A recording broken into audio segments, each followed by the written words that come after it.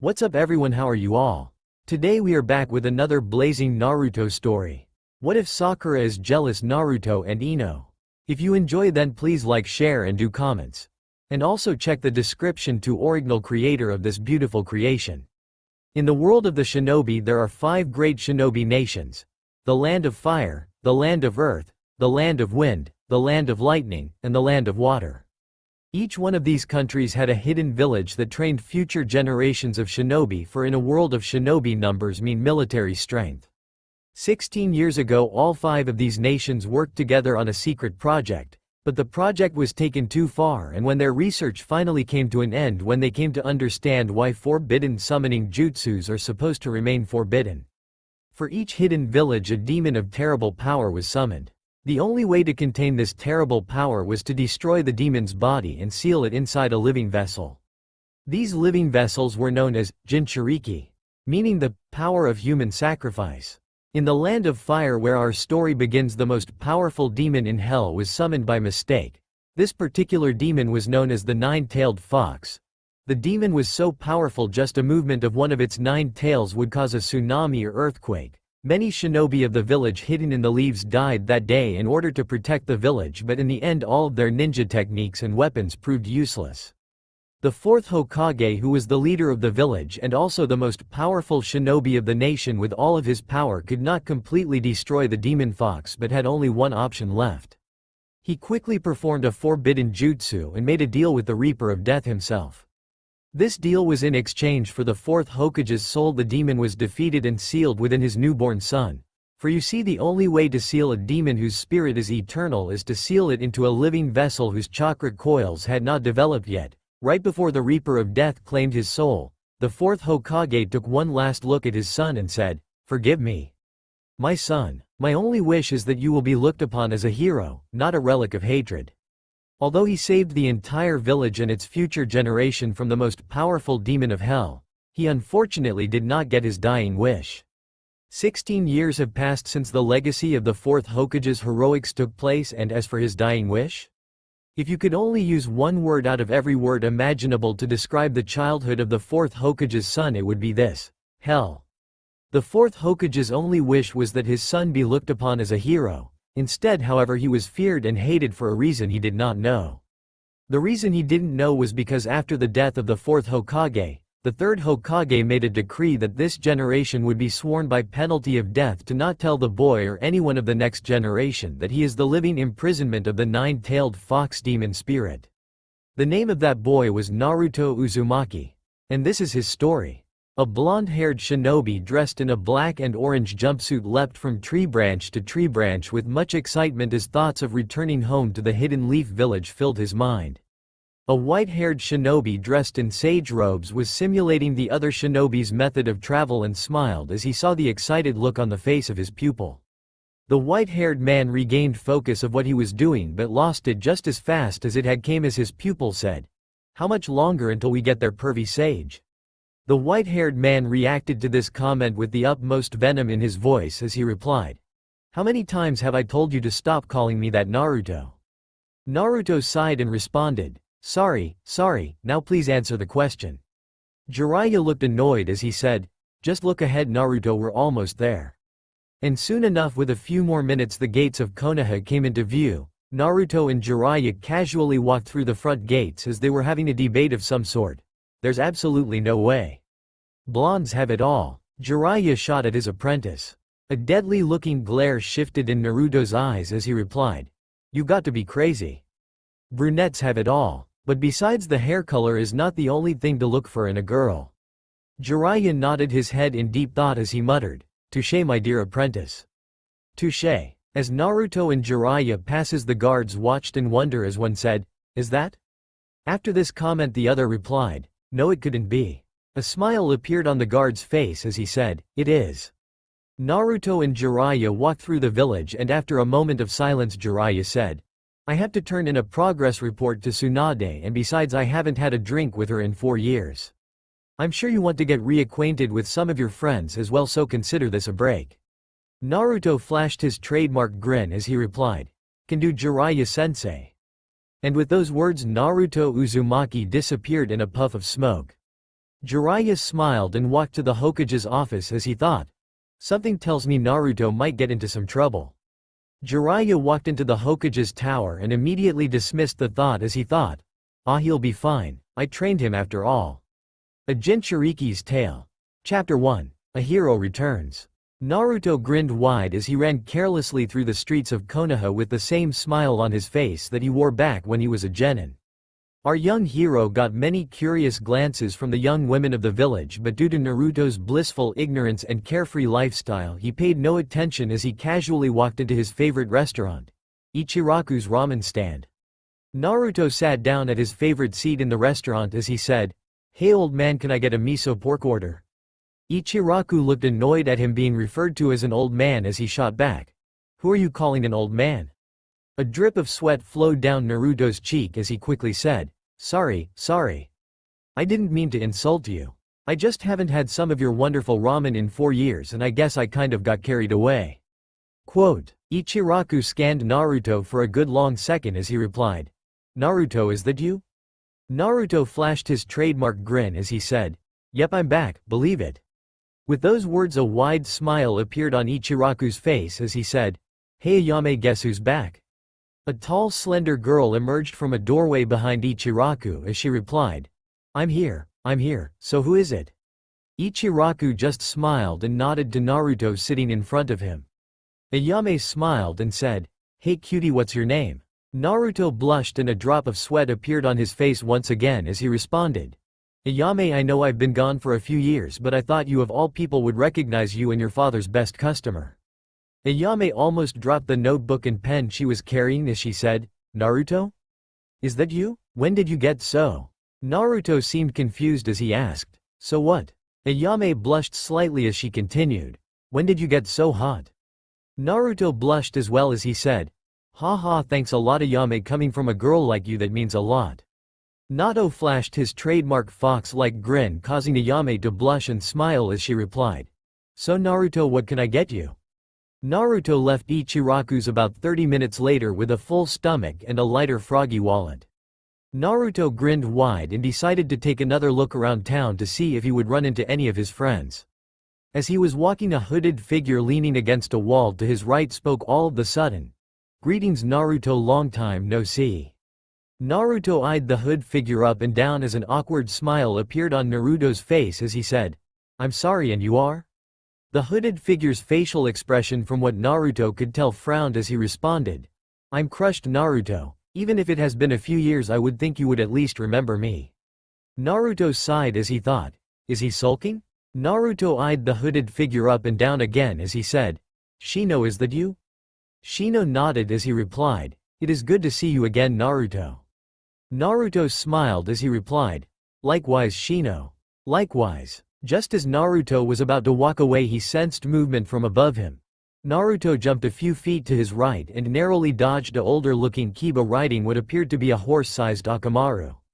The enormous figure of Akamaru pinned Naruto to the ground and began to attack his face with his long, oversized tongue. Naruto tried all he could to resist as he said, "Kiba, get your mutt off of me." Akamaru barked a few times in Kiba's direction and something he said caught his attention. "What's that, Akamaru? There's no way this guy's Naruto, he actually looks strong." At this comment Naruto threw a punch at Kiba as he roared, "Who you calling weak?" Kiba, who narrowly dodged the punch, grinned with delight as he said, Well, it seems your temper didn't change much over the years." Naruto flinched out of anger as he said, "You haven't changed much either, have you, dog boy?" Kiba twinged with anger from Naruto's comment as well as he said, "What was that, Uzumaki?" Naruto glared at his old friend as he said, "What you deaf to mutt?" They continued to stare each other down, and just as Naruto was about to dismiss himself and walk away, he heard a small scream behind him. Hinata was leaning against a wall from around the corner. She was breathing heavily as she thought frantically, "Oh no, Naruto-kun's here. What do I do? What do I do?" As if on cue, Naruto's figure appeared next to Hinata without warning as Naruto said, "Hey Hinata, what are you hiding here for?" Hinata screamed out of surprise, and without warning she passed out right there and then. Naruto looked concerned about Hinata as he said, "Hinata, wake up. Are you alright?" Naruto sighed and gently threw Hinata over his shoulder and began walking toward the way Kiba and Shino had been walking in. Naruto looked around but couldn't find Shino or Kiba anyway. Just when he thought about looking harder, out of nowhere rain just started pouring hard. Naruto, who was concerned about Hinata getting sick, did the only sensible thing he could think of. He took Hinata to his home and laid her down in his bed. He got a towel and dried off her hair as gently as he could as he pulled covers over her. He wiped rainwater from Hinata's face as he thought, wow, Hinata sure got pretty. I wonder if other parts of her changed as well. After these dirty thoughts about his innocent friend, Naruto immediately whacked himself on his head to scold himself as he thought, how could I think about Hinata like that? She's the most innocent and nicest girl I know. Naruto sighed and walked into his bathroom as he thought, I need a hot shower. The sound of running water filled Hinata's ears as what felt like a thick warm blanket was wrapped around her. She gently opened her eyes and seemed a little surprised and confused at where she was. She was in a small bedroom that looked like it was quickly cleaned while she slept. She looked toward the window and saw it was raining hard outside. She tried to think back to why she fell asleep in the first place, and her facial expression suddenly shifted as she thought, that's right, Naruto-kun's back. And then the second he talked to me, Hinata clenched her fists as she thought, damn it, Hinata, why did you have to pass out in front of him like that? Her thoughts were suddenly cut off, however, as the bedroom door opened and Naruto emerged through the doorway wearing a tank top and boxers. Hinata's face turned a bright red as Naruto turned to her and said, Hinata, you're awake. She nodded and glanced from his boxers to himself, her face getting redder by the second. Naruto saw what she was staring at and quickly changed into a pair of jeans as he said, I'm sorry, Hinata, I didn't think you would be awake. Hinata just stared at him and nodded slowly. Naruto looked at Hinata curiously for a moment as he thought, why is she so nervous? Naruto caught Hinata's eye for a moment and asked, is something wrong, Hinata? Hinata was shocked he could read her so well and turned away as she replied, I'm fine, Naruto, why do you ask? Naruto grinned and said, because those are the first words you've spoken to me since I got here. Hinata blushed and got up and was about to go as she said, thank you very much for your concern, Naruto, but I must be going now. Hinata took a step toward the door and her foot slipped. Right before she hit the ground, Naruto had caught her bridal style, causing her face to turn a brighter shade of red than a tomato. He got her back on her feet and smiled as he said, you should be more careful, Hinata. Hinata smiled and nodded. After that, the rain had stopped and Naruto and Hinata had their farewells. Hinata bowed to Naruto on his porch as she said, thank you very much for having me, Naruto-kun. Naruto grinned and replied, it's no problem, my home is your home, Hinata-chan. Hinata blushed at the nickname and nodded as she happily made her way back to the Hyuga compound. Naruto, after seeing Hinata off, made a quick ramen dinner and practiced his sealed jutsu training before lying down. Naruto closed his eyes slowly as his consciousness slowly flowed into the realm of dreams. Naruto walked through what appeared to be a long and dark corridor that almost seemed familiar. He saw a red glow and turned a corner, and in front of him laid an enormous cage with a powerful seal placed on it.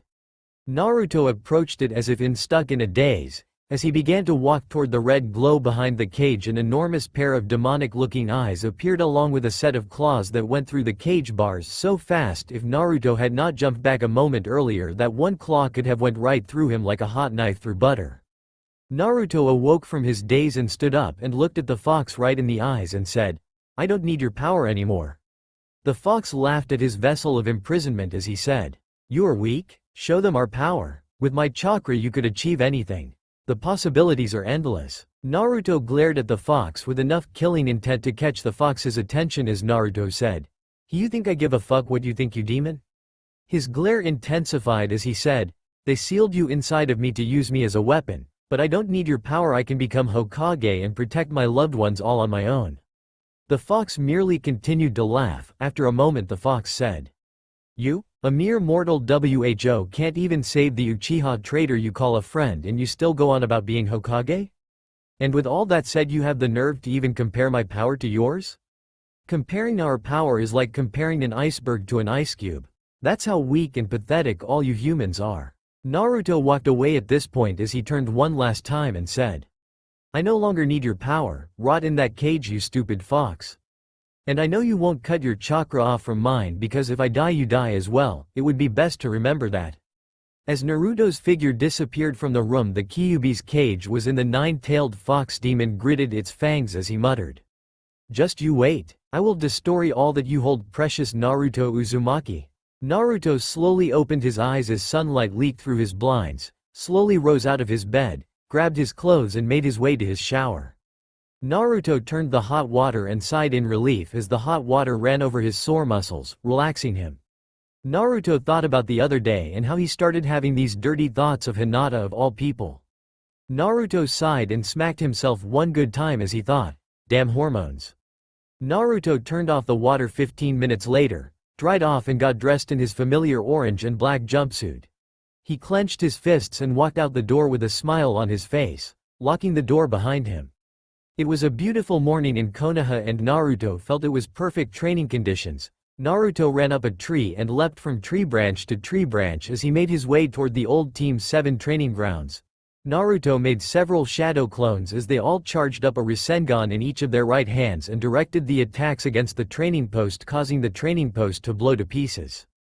All of Naruto's shadow clones dismissed, causing the training experience and strain from all of his clones to transfer to Naruto all at once. Naruto felt a twinge of pain, but just as soon as it had come the pain subsided. Thanks to the Kyuubi's chakra, of course.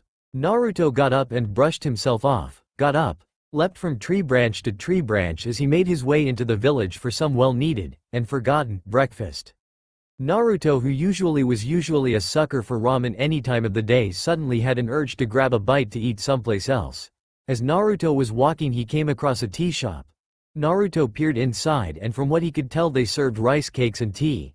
Naruto, who had just convinced himself to try something new, sighed and walked through the front door as he thought, why the hell not?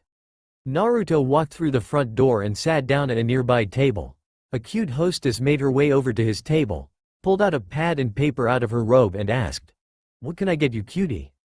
Naruto smiles and nervously scratches the back of his head as he replied, "Tea and some rice cakes, please." The hostess smiled sweetly and winked at him as she said, "I'll see what I can do." Naruto smiled and laid back in his comfortable cushion as he took a look around the tea house. In the many tables sat countless couples on dates. At this sight a lingering glint of loneliness could be seen. His mood suddenly shifted, however, as his cute hostess appeared with a cup of hot tea and rice cakes on a tray. Naruto smelled his hot food and took a bite. After he swallowed he turned to face his cute hostess and said, "Thanks a lot, the food is great. Sorry if I come out rude, but could you tell me your name?" The hostess giggled and winked at Naruto as she said, "Mine's Crystal, what's yours?" Naruto flashed his trademark fox-like grin as he replied, "It's Naruto, Naruto Uzumaki." Crystal smiled and said, "It's nice to meet you, Naruto, but if we flirt like this much longer I'm going to get in trouble with my boss, so I have to go." Naruto blushed and shook his head as he said defensively, "I wasn't flirting." Crystal giggled and winked at him as she said, "Sure you weren't. I get off at 7 by the way. If you're interested, that is." Naruto blushed hard at Crystal's words and slowly nodded his head as she walked away. After Naruto finished he left the money on the table and walked through the streets of Konoha once again. Naruto's luck had began to change. Apparently he had unintentionally flirted with a very attractive girl and she willingly flirted back. Naruto smiled wide as a boost of confidence shot through him like he was under the influence of a very powerful force. Naruto was walking through the Konoha forest and heard the sound of metal clashing as the figure of Tenten released a barrage of kunai down against what appeared to be another form of Tenten. The other form of Tenten was pinned down into the ground by the barrage of kunai the original Tenten had just unleashed. The substitute Tenten coughed up what appeared to be blood and then vanished in a cloud of smoke, leaving what appeared to be a lifelike wooden doll carved like Tenten down to the last detail. Tenten no longer wore her hair in buns as she did in her genin days. Her dark brown hair flowed down to the back of her butt, and she wore standard Chunin gear, all of which were colored a tranquil white. She had black combat boots and above all she looked so hot. Wow, he had no idea Tenten was that hot. I mean damn. Tenten put the wooden replication of herself in a bag and got up. She began walking in his direction and a moment later he caught her eye. She smiled as she said, "Naruto, is that you?" Naruto smiled as he replied, "The one and only." Naruto flashed his trademark grin with those words. Tenten smiled and eyed him up and down as she said, "Sorry, you just look a little different." Naruto smiled and winked at her as he said, "I could say the same about you." She smiled seductively and winked back as she said, "Oh yeah? I'm different in what way?" Naruto eyed her up and down once again as he said, "Well, for one, with your hair down like that, and those clothes, you just seem so beautiful and strong." Tenten smiled at his compliment and thanked him as she replied, "You seem grown up, Naruto, you seem more powerful, and let's just say I wouldn't mind taking you out for dinner." Naruto blushed and smiled at her words as he said, "Don't be silly, I'd be the one taking you out." She smiled as she said, "Deal." Naruto smiled and saw it was still the early afternoon. He turned to Tenten with the same grin as before and said, "It's been great catching up, Tenten, I'll see you around." Tenten smiled and nodded as she replied, "Yeah, it has, see you, Naruto." Naruto turned and headed back toward the village, whereas Tenten had separated in a different route to the other side of the village. Naruto had walked back to his apartment, unlocked it, went inside and decided to take a shower. After Naruto had just gotten out and gotten dressed, an audible knock sounded from Naruto's door. Naruto immediately answered it and the form of an Anbu agent emerged from the doorway. Naruto eyed the Anbu curiously as he asked, "You have a message for me?" The Anbu nodded and said, "Lady Hokage has requested your presence." And with those words the Anbu agent vanished within a cloud of white smoke. Tsunade had just finished what she considered a big chunk of her paperwork and felt a bit proud of herself. She looked around to see if she was alone, and the moment she did, she pulled a scroll out of her robes, unrolled it, bit down on her thumb, made a series of hand signs and smeared the blood across the scroll as she whispered to herself with a sly grin, "Sake summoning jutsu." A bottle of sake manifested out of thin air in a thin layer of white smoke. Tsunade took a swig and after a long sip, or two, she sealed the half bottle of sake back in its scroll for another day such as this. She sighed and after a moment of silence a knock was heard from the other side of Tsunade's office door. Ino emerged from the doorway and walked inside as she asked, "You wanted to see me, Lady Hokage?" Ino had changed much since her genin days in the areas of intellect, power, but mostly beauty. Ino had changed a lot quite physically and recently she's been eye candy for much of the men in the village, young and old. Her ponytail ran all the way down to the back of her butt. She wore short-sleeved black t-shirt which was tight enough to show off her bust. She wore a pair of tight black pants that showed off her curves. When she was younger she craved for attention, but now since she's had her share of that she just wanted to fall in love. You know, have a sweet guy that's loving, kind, and strong. Tsunade, who was slightly flushed, smiled as she said, "Yes, but your teammate has yet to arrive." Ino sighed and leaned against the wall as she asked, "I hate waiting. By the way, who is my teammate?" Before Tsunade could answer however, the door burst open with a handsome, excited-looking blonde shinobi emerging from the doorway. The blonde shinobi kept a sly grin on his face as he said, "Hey Tsunade, what's the mission?" Ino eyed the blonde in confusion and looked at Tsunade and asked, "Tsunade, who is this?" Tsunade laughed and a moment later she said with a smile, "This is Naruto Uzumaki. Since he went to the ninja academy with you I was under the assumption you've met." Ino blushed hard, not because she didn't know who the mysterious shinobi was. No, she was blushing because she had actually thought of Naruto as handsome. "Since when did he look like that?" Naruto grinned at her reaction and a drop of sweat moved down his forehead as he said, "It's alright Ino, don't worry about it. You're not the first one to not recognize me." Ino merely nodded as she thought, "Why am I acting so damn nervous? You're not 12 anymore, get a grip, girl." Ino smiled and covered up her nervousness as she said, "Hey Naruto, it's good to see you again. Sorry I didn't recognize you, you just look different." Naruto smiled and eyes Ino up and down as he said, "I could say the same thing about you." Ino blushed as she thought, "Is he flirting with me?" Tsunade motioned them to quiet down so she could explain the mission. She cleared her throat and said, "You two have been training hard for years and have abilities that are considered to be Chunin level if not higher. You two have in class a mission to protect and escort the daughter of the Lord of the Wind Country. Your mission is to get her to the hidden sand village at all costs, even if it costs both your lives, understood?" Ino bowed in response as she said, "At once, Lady Hokage." Naruto smiled and responded, "I can't die until I become Hokage anyway, this will be a piece of cake." Tsunade nodded and said, "Very well, you may come in now." A tall slender girl who was about 5 feet and 10 inches in height walked into the room. She was very beautiful with long black hair and makeup on her face. She bowed to Naruto and Ino and said, "Thank you very much for protecting me. If there's anything I can do for you." She eyed Naruto with a sly grin and winked at him as she continued, "Just let me know, okay?"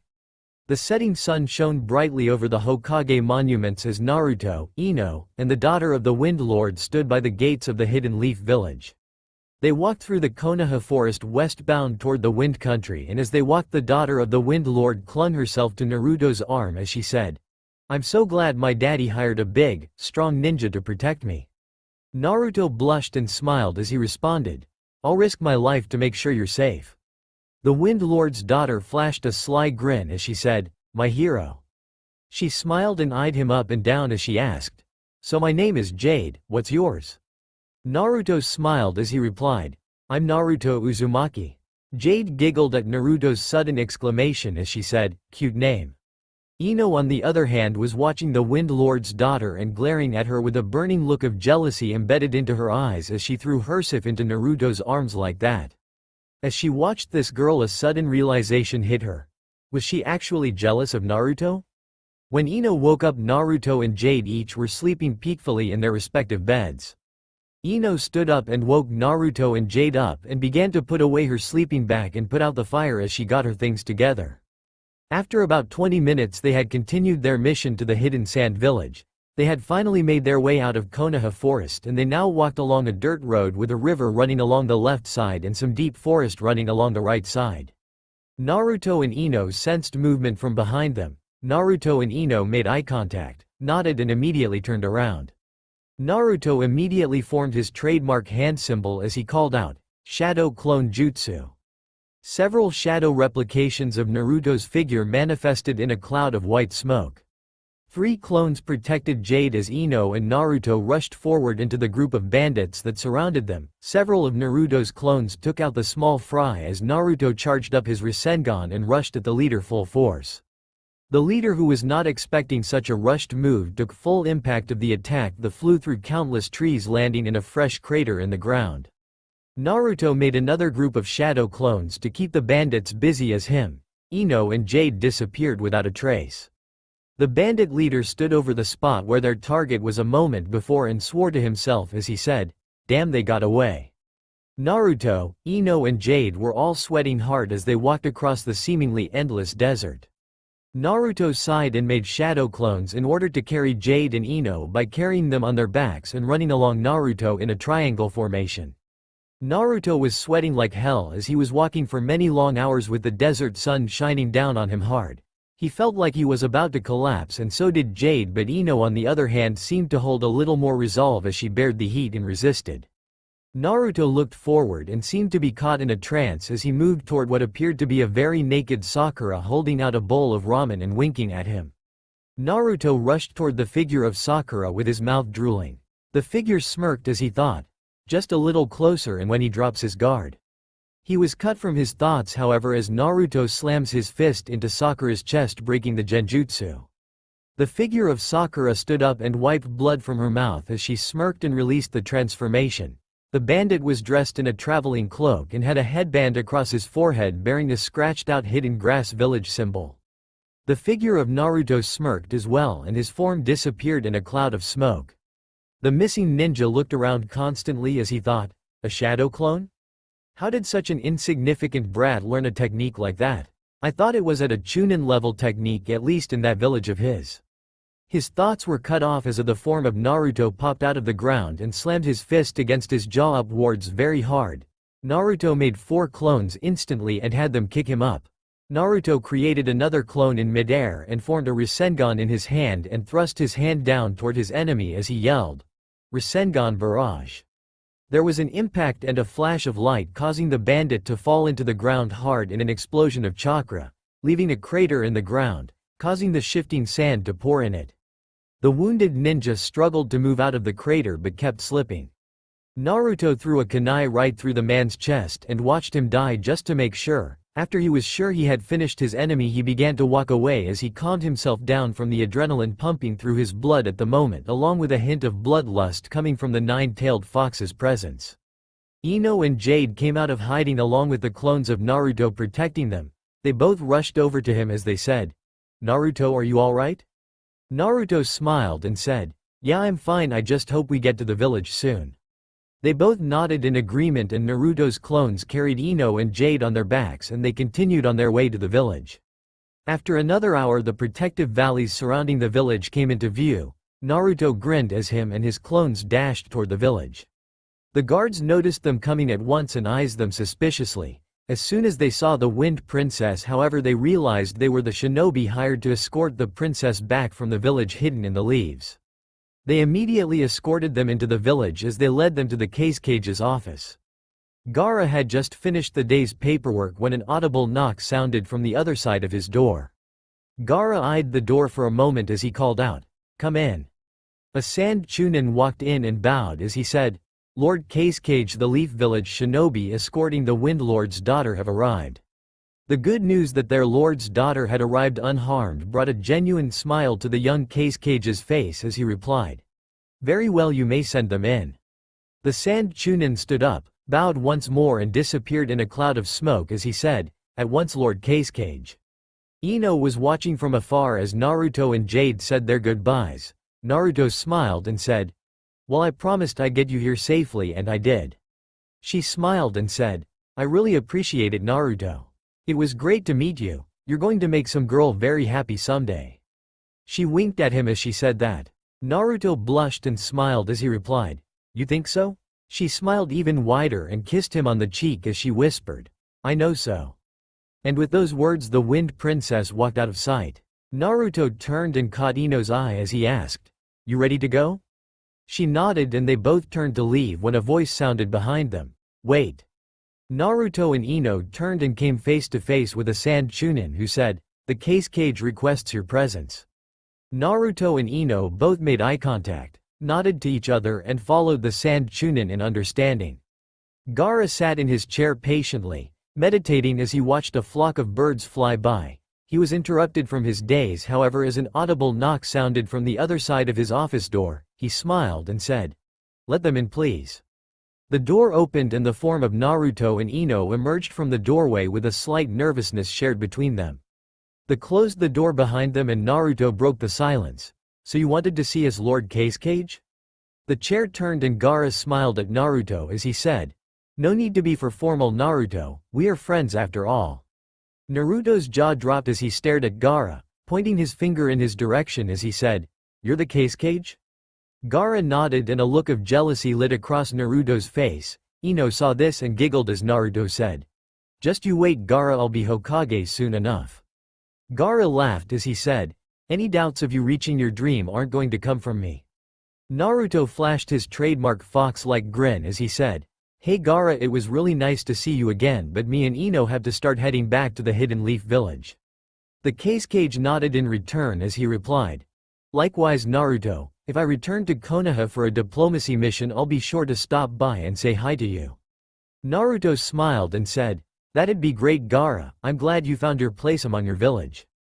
Gaara smiled warmly as he said, "And I hope you find yours." Naruto smiled as he said, "I already have." Gaara walked Naruto to the door of the Cage building. Naruto waved his hand and started walking with Ino as they began their trip back to Konoha. Tsunade sighed and took another shot of sake as her workday had come to an end. After many hours her and Shizune had managed to finish the day's paperwork, and you couldn't really blame anyone her age for wanting a drink after such a stressful day. All of a sudden there was the sound of tapping glass and Tsunade walked over and opened the window. A hawk entered through the window and held out its legs so Tsunade could untie the letter from its leg. As soon as the removal of the letter was completed, the bird went to the Konoha birdhouse for some food and water before flying back to the Land of Wind. The Hokage scanned the letter and a smile came across her face as she set it down. A knock sounded from the Hokage's door and Tsunade called out, "Come in." The office door opened and Kakashi emerged from the doorway as he said, "Yo. Lady Hokage." Tsunade smiled as she replied, "What is it, Kakashi?" Kakashi's facial expression reflected concern and worry as he said, It's about that mission you sent Naruto on. Tsunade grinned and cut him off as she said, "The mission was completed a few hours ago. Jade, the daughter of the Wind Lord, has successfully been escorted to the hidden sand village, and Naruto and Ino are on their way back to Konoha right now." Kakashi sighed out of relief as he replied, "That's great to hear." Tsunade saw the foreboding expression on Kakashi's masked face as she asked, "What is it about Naruto you're so worried about?" Kakashi looked away and a dark look appeared on his face as he said, "It's the Akatsuki. They're on the move." Naruto and Ino watched the stars as they camped out in the woods, a small fire burning to keep them warm. Naruto seemed to doze off and enjoy the heat of the fire as he closed his eyes yet remained awake just in case. After what felt like an eternity of silence, Ino spoke up, "The stars look beautiful tonight." Naruto smiled and fell into a daze as his gaze deepened. He turned to Ino with a grin as he replied, "They sure are." Naruto smiled and gazed down into the fire. His eyes happened to wander over to the form of Ino being illuminated by the brilliant flame. Ino caught his line of sight and flashed a sly grin as she said, "Yes, Naruto?" Naruto quickly looked away, trying to cover the blush that crept across his face. Before Naruto knew it, Ino had come and sat down closer to him. He eyed her nervously as he said, "Yes, Ino?"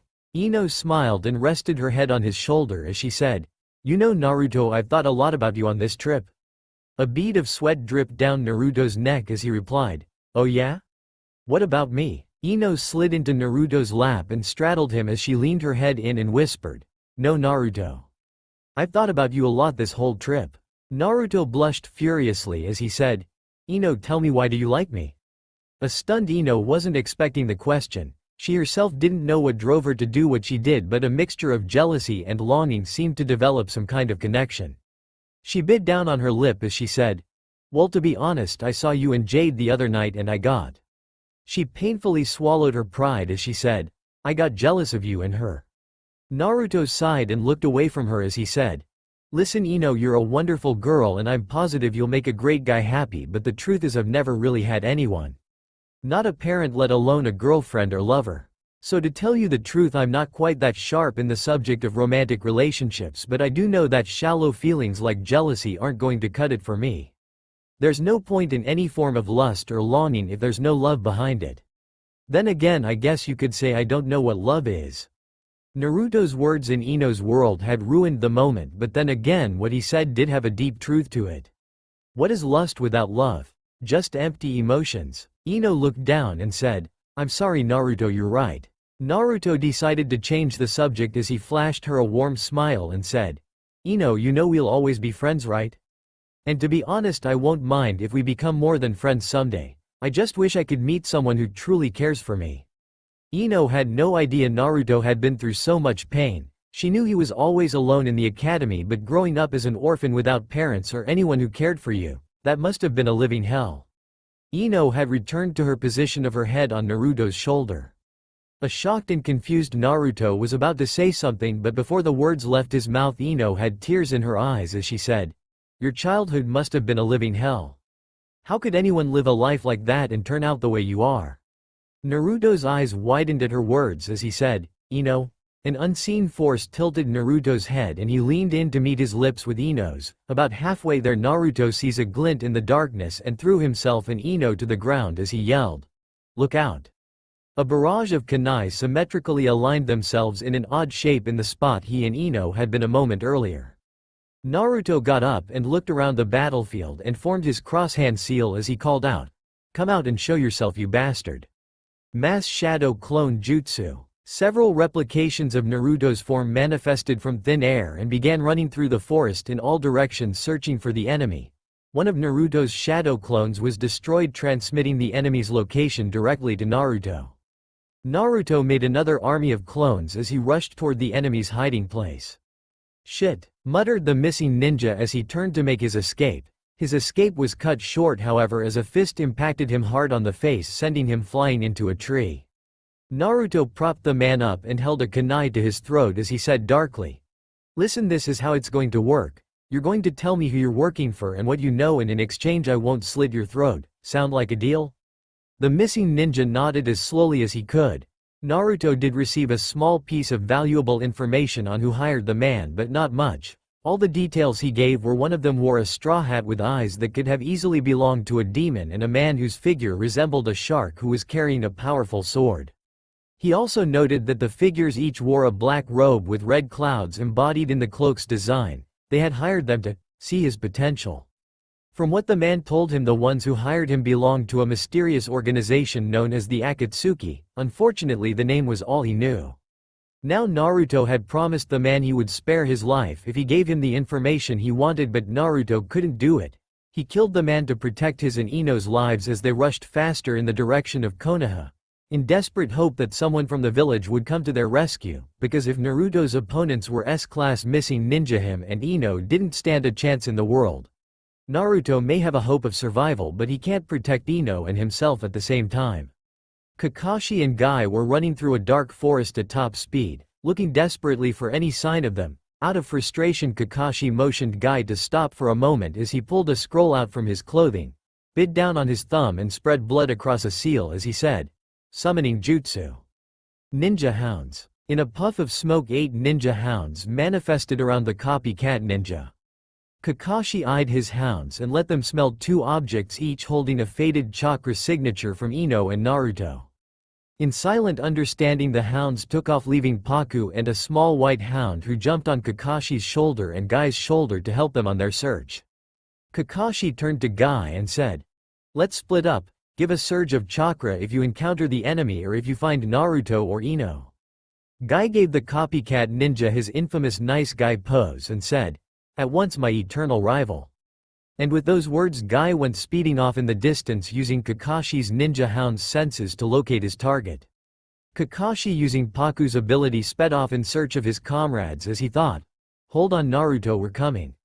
Naruto and Ino barely dodged another barrage of kunai as they ran frantically for their very lives. Naruto swore under his breath as he made 5 shadow clones to distract the enemy. He used a transformation jutsu on one of his clones to look like Ino as they made their way from the battlefield with as much discretion as possible. His plan was easily shattered, however, due to the level of abilities their pursuers possessed. Damn, how could a simple escort go so wrong? Flashback. Naruto and Ino had walked into town in order to gather supplies for their journey back. They knew they should probably be putting more effort into getting back than their health, but Ino was beginning to feel weak and Naruto had to admit he was sick of those nasty food pills Tsunade had supplied them with. Just as they were leaving town, 2 figures clad in black cloaks embedded with red clouds appeared. One of them removed a straw hat from its head and had eyes similar to Sasuke's. He looked at him and said, "Uzumaki Naruto, you are to come with us." End flashback. Naruto was running out of options. He bit down on his thumb and slammed his hand down to the ground as he said, "Summoning Jutsu." A medium-sized toad clad in armor appeared from a cloud of white smoke. He stood between Naruto, Ino, and the enemy. The toad grinned and turned to Naruto as he said, "Long time no see, kid, what can I do for ya?" Naruto nodded and gestured to the unconscious form of Ino in his arms and said, "Keep the enemy distracted, I cannot allow my ally to die." The toad nodded in understanding and held its ground as he said, "Make a run for it, kid. I can't bear and watch an innocent girl die at the hands of such evil men." Naruto nodded and ran as hard and far as his legs would take him. Just as his stamina was about to die down, Naruto closed his eyes and said to himself, "Okay, you stupid fox, if you can hear me, lend me your strength." The Kyuubi's eyes glowed a blood red from behind the seal and his chakra began to seep out into Naruto's body as he said, "May you put my power to good use, mortal." And with those words the demon returned to its slumber. Naruto's eyes shot open and shifted to a blood red as demonic red chakra began to pour from his body. The whisker-like birthmarks on his cheeks became more defined and his fingernails and teeth made a monstrous transformation into razor-sharp claws and fangs. With an explosion of chakra, Naruto picked up speed and raced in the direction of Konoha while carrying an injured Ino on his back. Naruto glanced behind him and his facial expression shifted to one of horror as a kunai was embedded in Ino's back, leaving a deep puncture wound. Naruto had no experience in medical ninjutsu, but he knew if he did nothing Ino was going to die. So in an act of desperate measures, Naruto injected a small amount of the demon fox's chakra into her chakra circularity system. Although he could see her wincing in pain from the chakra, her wound momentarily closed and her bleeding stopped, allowing Naruto to once again keep running as fast as he could.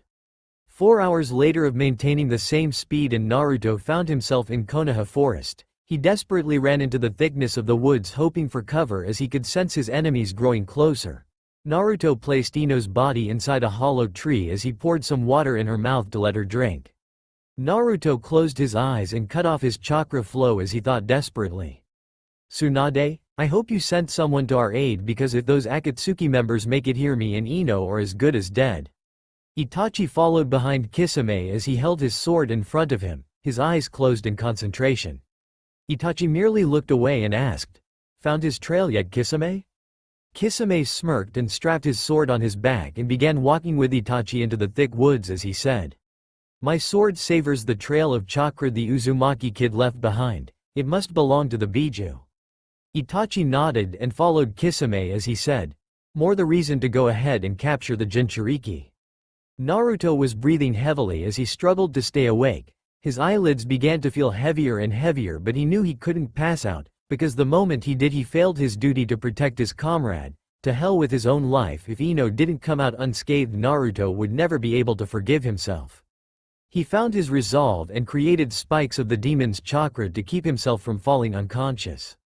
He heard movement and readied a kunai in his hand as he stands up and prepares to defend Ino and himself. He turns his head around the corner and without a second's warning he locks gazes with Itachi and found himself wandering through those eyes of his. Blood-red pupils with 3 dots spiraling around the center. Just like the Sharingan, Naruto lunged at Itachi ready to strike. He stabbed his kunai into the form of Itachi only to have his body become a flock of crows that began to disperse. Naruto opened his eyes very suddenly and coughed as he felt a slender blade pass through his flesh, leaving a pool of his crimson-textured blood pouring down his body from his open wound. Itachi stared down at his prey and said, "My genjutsu is too powerful for a mere genin. Even a true shinobi knows when a situation is hopeless."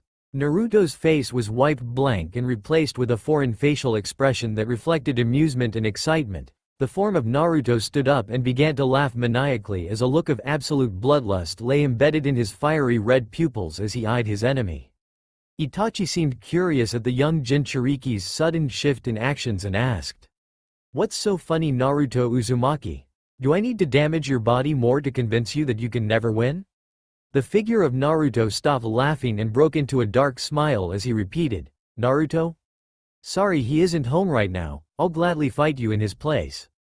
Naruto's eyes shifted to a fiery purple and formed a pattern which resembled a fiery purple pupil with a spiral of fiery neon green surrounding the pupil in the white of the eyes.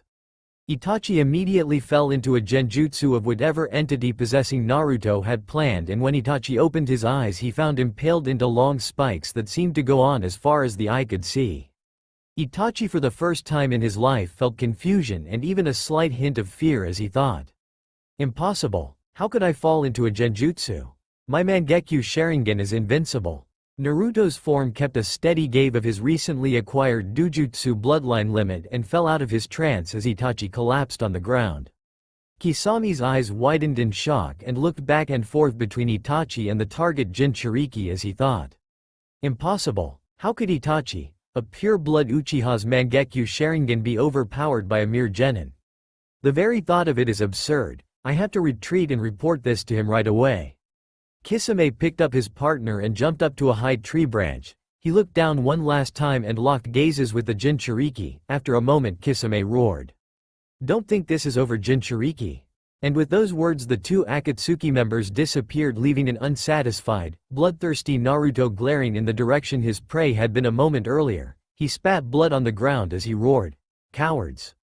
Ino began to stir and open her eyes slowly as scenes of a forest battlefield filled her vision. She looked up at Naruto and was shocked at what she saw. "Is that? It is a bloodline dujutsu." Naruto's possessed form tried to make a step forward, but all of a sudden a straining expression appeared on his face. His eyes shifted back to their usual sky blue and he fell down on the ground face first. Ino rushed over to him as she called out, "Naruto! Naruto, are you alright? Say something to me." Ino sensed 2 chakra signatures coming toward her. They felt familiar though. Can it be The forms of Guy and Kakashi appeared by her side in a swirl of leaves and took a look at their surroundings to confirm a battle had indeed taken place. Guy and Kakashi's eyes fell on Ino and they asked together, "What happened, Ino?" Ino took a breath and calmed down as she replied, "Naruto was protecting me while I passed out, I'm assuming, but as for what happened you'll have to ask him. But as you can tell from his state he needs medical attention before that." Kakashi nodded and carried Naruto's body on his back as Guy did the same with Ino to ensure they made it back protected and swiftly. And in a blur of speed the two Junin began racing toward Konoha. Ino laid awake in her hospital bed late at night. The doctor had told her she was fine and could go home, but he recommended a night's rest due to the circumstances of the mission. She could explain. Naruto was still out cold due to chakra exhaustion, which made Ino feel a little guilty. The guilt was only a small portion of what had made her want to stay, however. She felt this unfamiliar urge to be by Naruto, and she couldn't also help but feel like her and Naruto had grown closer, if not just a little, and he even allowed her to make this change. To make her a better person, she had to thank Naruto somehow. The next day Naruto slowly opened his cerulean blue eyes as the scene of a hospital filled his vision. He got up from his bed and found his clothes patched up, cleaned, and folded neatly in a stack on a nightstand next to his hospital bed. After he got dressed he was about to jump out the window like he always did when he realized Ino was asleep in the bed next to his. He walked over and smiled in relief as he thought, "I'm glad she's safe." He smiled and continued to watch her as memories of the mission suddenly filled his mind. He slid the fingertip of his forefinger across her silky soft skin of her cheek, leaned down and kissed it ever so slightly and whispered, "I'm glad you're safe, Ino." And with those words Naruto vanished from the hospital to get some well-deserved Ichiraku's ramen. And of course to pay Tsunade a visit to Tsunade so she could make sense of that dream. Flashback. Naruto was walking through his inner world, but something was different. The dark sewer he entered the first time he met the Kyuubi was replaced by a temple with all the walls made of white marble. He was walking forward and to his left was the cage that contained the Kyuubi, but his intuition told him to walk forward instead. He walked into a dimly lit circular room with many cages lined up along the walls with words placed over each cage. With further inspection he reads that different emotions and states of being were placed over each cage. For example, bloodlust, darkness, light, anger, sadness, hatred and love. Naruto walked up to the cage with the word bloodlust placed over it and looked inside and was shocked at what he saw. There were smaller forms of the fourth Hokage's seals placed over each one of the cages, but this one in particular had a crack in it allowing its chakra to leak out. Bloodlust. Naruto, realizing he was being watched, turned around and met gazes with Naruto. His eyes widened in shock as he said, "You. What do you want?" Naruto eyes his ego clone in disgust as he said, "Why did you take my body over during the mission?" Bloodlust. Naruto laughed at Naruto as he repeated, "Why? I'll tell you why. Your mind was too weak to use your bloodline dojutsu, so I gave you a little push." Naruto was impacted by his clone's words as he asked, "I belong to a clan and have an eye technique like Sasuke's Sharingan?" His clone eyes him with equal curiosity as he nodded and replied, "If you mean the Uchiha, then yes, your bloodline limit is in fact more powerful than the Uchiha's and the Hyuga's abilities. No wonder you have no knowledge of it. Your clan was the most feared, although regrettably you are the only one of your clan left." Naruto made a weak smile and his only reply was, "I see." Naruto knew his entire left. He was the last of whatever ninja family he belonged to. There were no ninja in the history of Konoha that even resembled him, let alone shared the same last name. As his thoughts faded away, so did the dream, and the next thing he knew a bright white light had filled his vision. Flashback end. Ino was having the most wonderful dream about Naruto. He was standing over her bedside and leaned in and kissed her cheek as he whispered, "I'm glad you're safe, Ino." It was the best dream she had in a while. Unless. Ino rose out of bed and put her hand to the spot Naruto had touched her cheek as she thought, "Was that real or am I imagining things?" Naruto was walking toward the Hokage Tower with a wide fox-like grin on his face and a full stomach. He was having a great day. He made sure Ino had made it back safely and he got a full meal of ramen on the house. His smile seemed to get even wider with every step he took as he walked into the Hokage's tower and made his way up the stairs to Tsunade's office. Naruto took a breath and knocked on the door as he leaned against the wall with his arms folded and his eyes closed. A moment later Tsunade's voice called, Come in. Naruto opened the office door and walked inside as he made his way towards Tsunade's desk. Tsunade eyed his expression of happiness mixed with a slight hint of confusion. Seeing this, she asked, "Is something wrong, Naruto?" Naruto nodded and proceeded to tell Tsunade every detail of his dream. After he had finished his story, Tsunade had her arms crossed, and her eyes shut deep in thought. After a moment she opened her eyes and said, "Naruto, come with me." Naruto eyes the slug Sannin in confusion as he asked, "Why?" Tsunade, annoyed with his curiosity, ignored the question and replied, "Just follow me." As she began to walk away, Naruto followed her to what appeared to be a blank wall in an empty office. She closed her eyes and said, "Genjutsu release." The wall glowed a bright white light, and when they could see again, a safe was embedded in the wall with a powerful seal placed over it. Naruto eyes the seal in wonder, and Tsunade approached the seal and bit down on her thumb and smeared some blood across it as she explained, "Only the Hokage can break and place this seal." The safe creaked open, revealing a jar full of scrolls. After about 5 to 10 minutes of looking for something, Tsunade pulled a scroll out of the jar and exclaimed, "Found it." She put the jar back in the safe and replaced the seal and genjutsu over the wall as she handed the scroll to Naruto. Naruto took a quick look at the scroll and was shocked at what he read. Ino stood up and got dressed and began to walk to the front desk to check herself out as he mind wandered back to her blonde comrade. "I wonder how he's doing. And what was with that clan dujutsu? I thought only the Uchiha and Hyuga possessed eye techniques." She was broken from her thoughts, however, as she saw Sakura while walking out of the hospital. She stopped in front of her and said, "Hey Sakura, if you're not too busy, could I talk with you?" Sakura was a little confused by Ino's sudden need to have a talk with her, and she replied, "Sure Ino, what is it?" Ino looked on the ground and blushed slightly as she said, "It's about Naruto." Sakura was even more confused than before as she asked, "What about Naruto?" Naruto couldn't believe it. If there truly was an Uzumaki clan, then the dream earlier had not truly been a dream. He had entered his own mind, like when he talked to the Kyuubi, he was sure of it. But the fact that his clan were seal masters?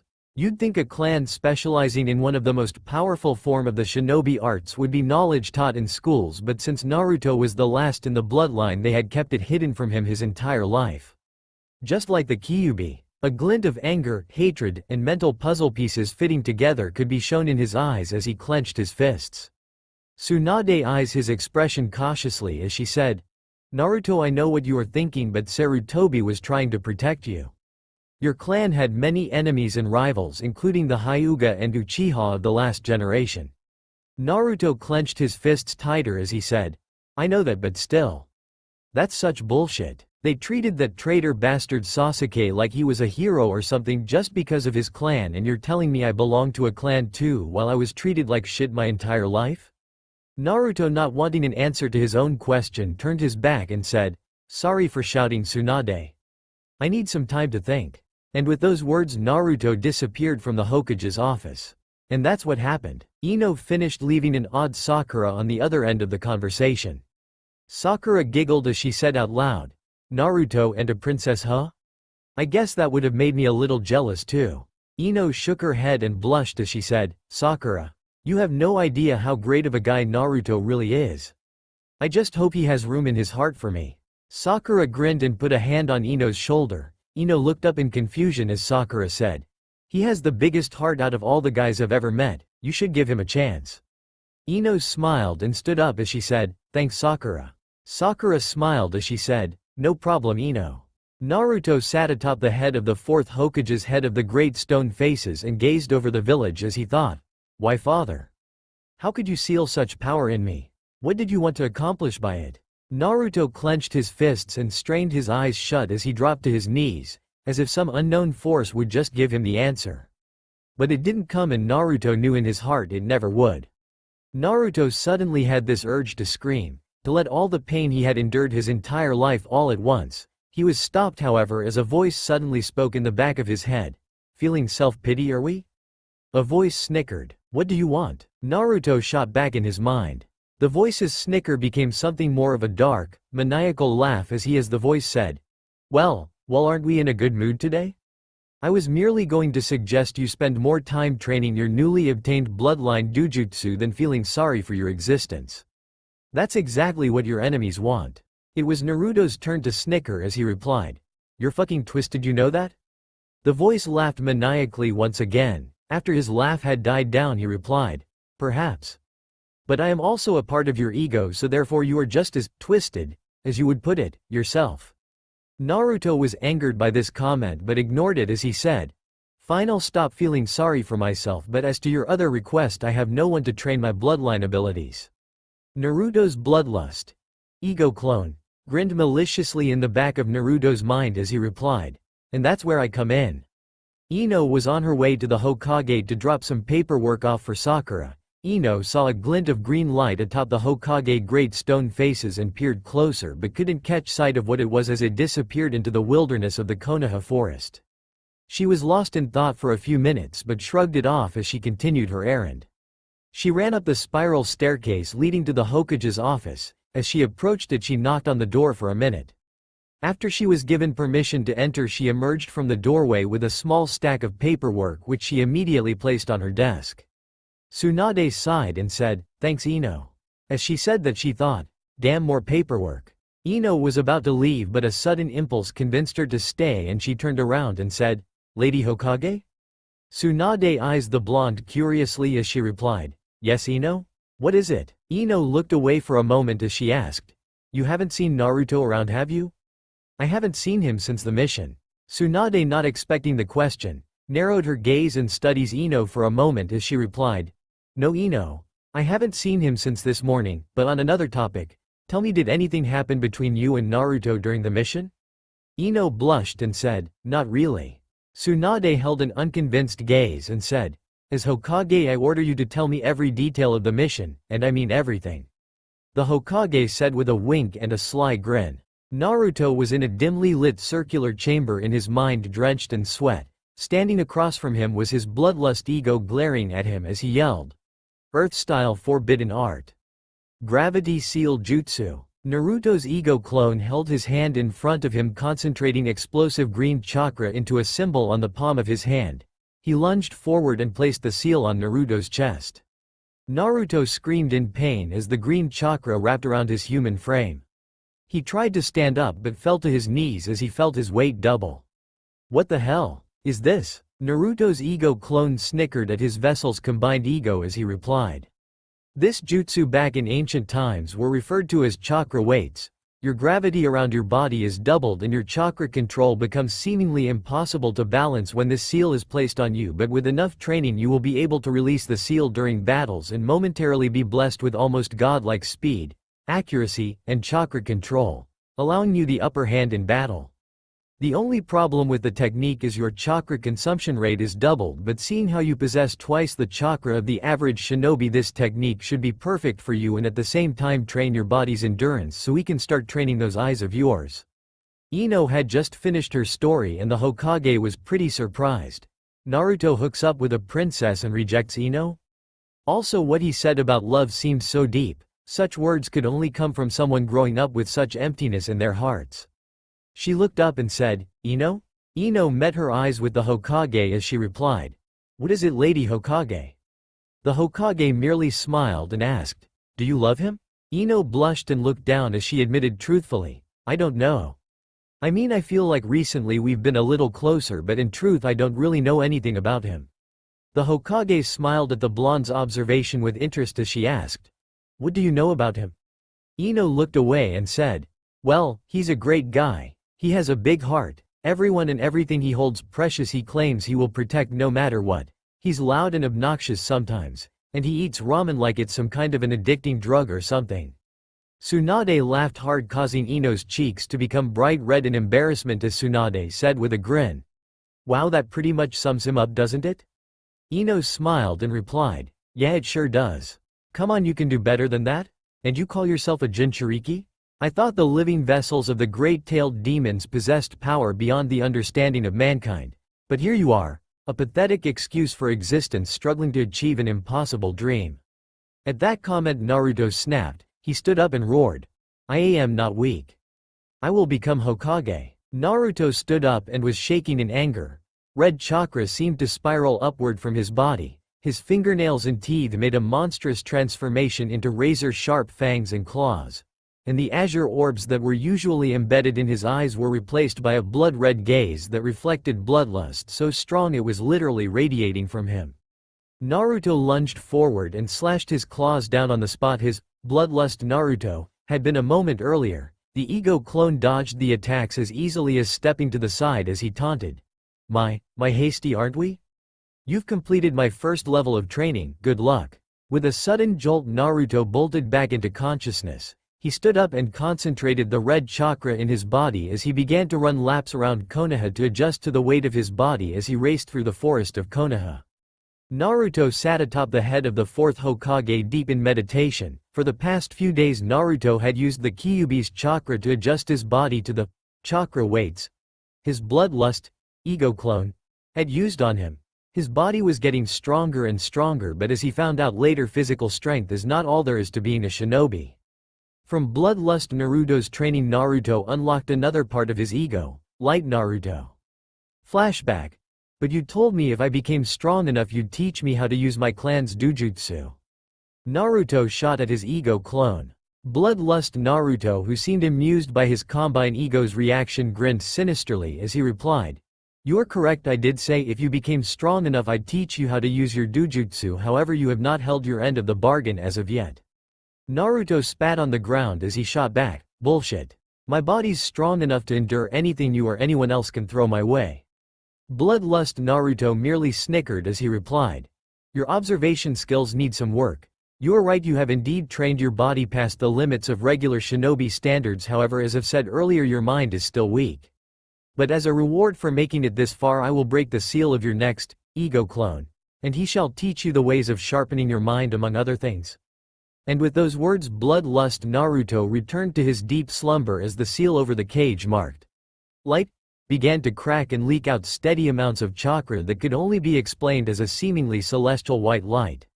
A form of Naruto rose from the ground and walked through the metal bars on the cage as if it were nothing but air. Light Naruto approached his combine ego with a smile as he said, "Shall we begin?" Flashback end. Light Naruto had taught Naruto many things. He had learned how to meditate and even complex things like genjutsus which Naruto had yet to get the hang of. Naruto at the moment was meditating under a waterfall before his morning laps around Konoha. His physical training was equivalent to what bloodlust Naruto was making him do, but he spent most of his time working on chakra control and mind training exercises. Naruto did everything from kunai training to playing chess. He had begun to apply some newly obtained strategy into his techniques, and with his new level of power and endurance he could perform his signature techniques without even so much as breaking a sweat. And with Naruto's shadow clone jutsu technique he could complete about a week to a month's worth of training in a few short hours, allowing him to make extraordinary progress in a very short amount of time, whether the training was sharpening his mind or body. Ino was worried about Naruto. He had been gone for a few weeks since the mission and no one knew where he was. Tsunade had told Ino many times he was probably just training somewhere, and even with how believable that story was, she couldn't help but feel as if something in Naruto was changing. It was almost as if she could sense it. She had just got back from another mission with her team.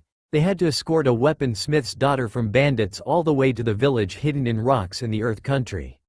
Although strangely the mission ran smoothly, there were bandits like the mission suggested, but nothing like the influence of other ninja manipulating the bandits. They were just driven by their own greed. Ino was finally glad the mission was over and she was back home, but a feeling in her gut intuition kept her wondering how Naruto was doing the entire trip back. Something about him was imbalanced or out of place, she could just feel it.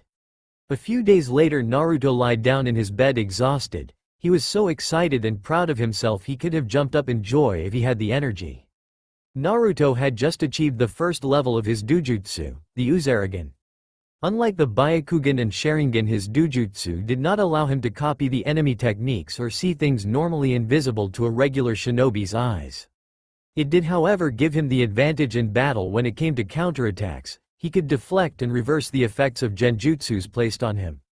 With the help of his bloodline ability he could fuse his signature technique, the Shadow Clone Jutsu, with his ego clones to create two very powerful clones that held all of Naruto's true power with some of their own unique abilities as well. And the best part was if he went even further in his training he could unlock even stronger egos. The even greater part about the technique was these clones could act with their own free will and did not require Naruto to coordinate them in battle.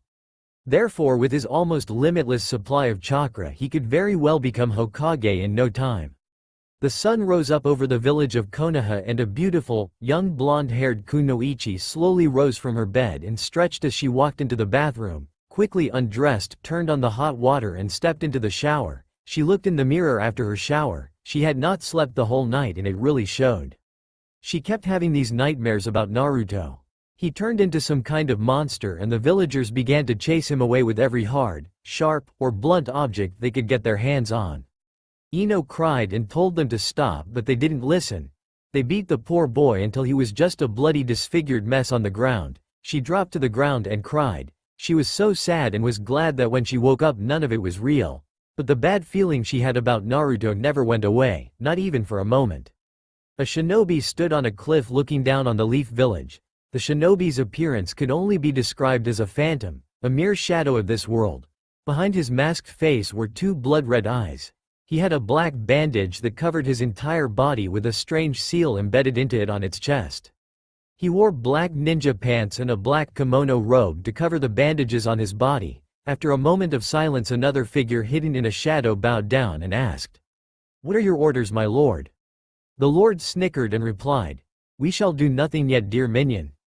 I will wait for the Uzumaki brat to train and allow him to feel as if he's invincible. Then when the time is right we will show him just how weak he truly is. His father may have put this curse on me, but I will have my revenge on the Uzumaki clan." And with those words the two men hidden in darkness vanished in a cloud of black smoke. Itachi and Kisame stood over the hidden Leaf Village staring down on the village. Kisame turned to Itachi and said, "Well, the brat is certainly getting stronger. Are you sure you can take him, Itachi? He got you pretty good last time." Itachi narrowed his eyes sinisterly and snickered at the remark as he said, "Next time. I will make you pay, Uzumaki Naruto. I will make you pay very dearly. Come Kisame, we are leaving. For now anyway." And with those words Itachi and Kisame vanished from sight instantaneously. Naruto walked through the village casually, but something seemed out of place. The villagers and his fellow ninja were eyeing him curiously and staring at him. He sighed because he knew why they were staring too. Naruto's dujutsu worked a little different than Sasuke's or Neji's did.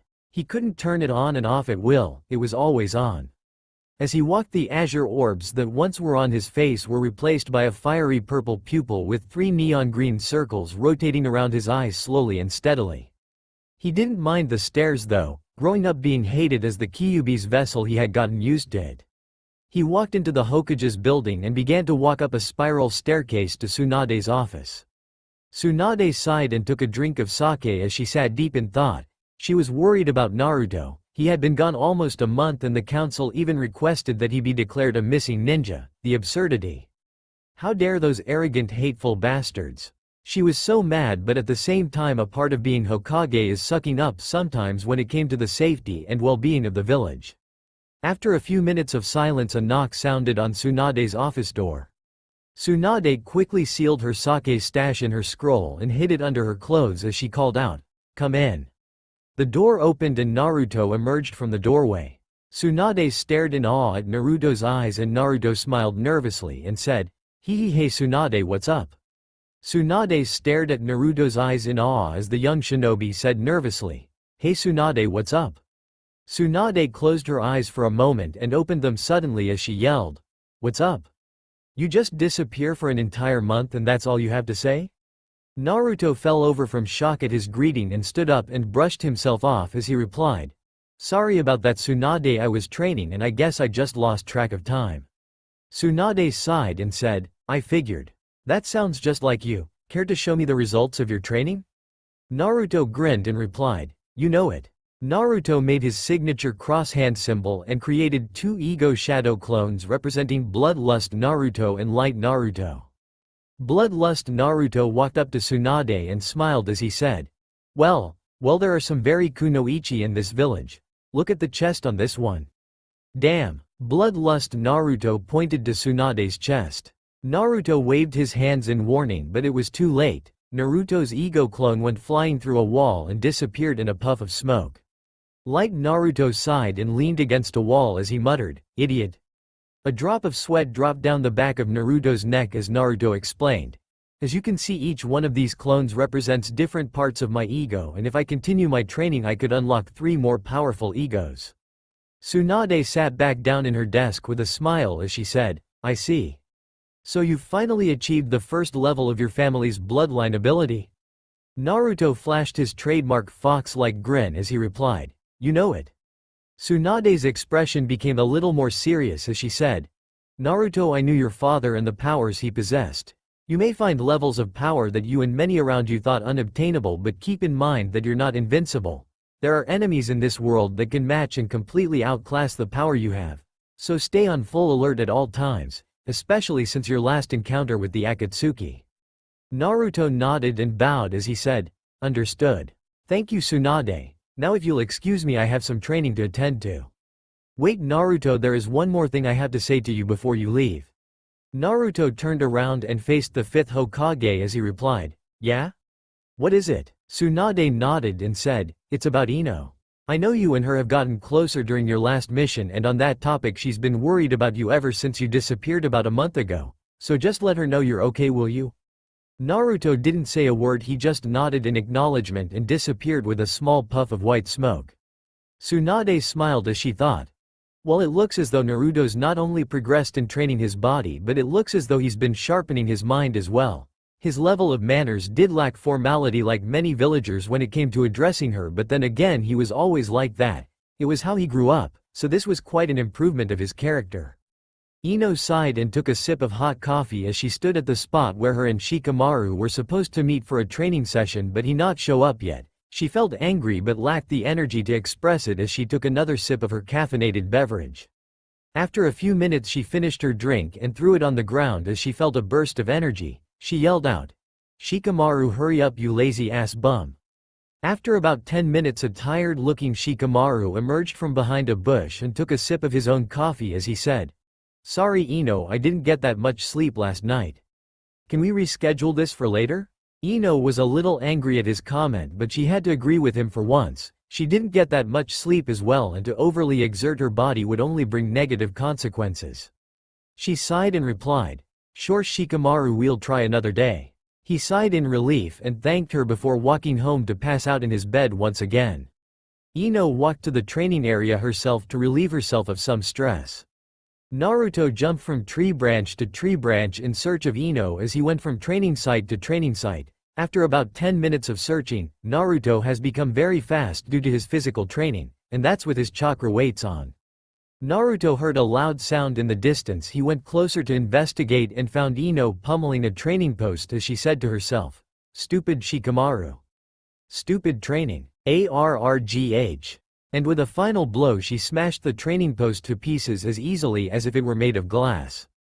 Naruto jumped down from the tree he was watching in. Ino sensed movement behind her and turned around, a kunai ready in her hand as she came face to face with Naruto.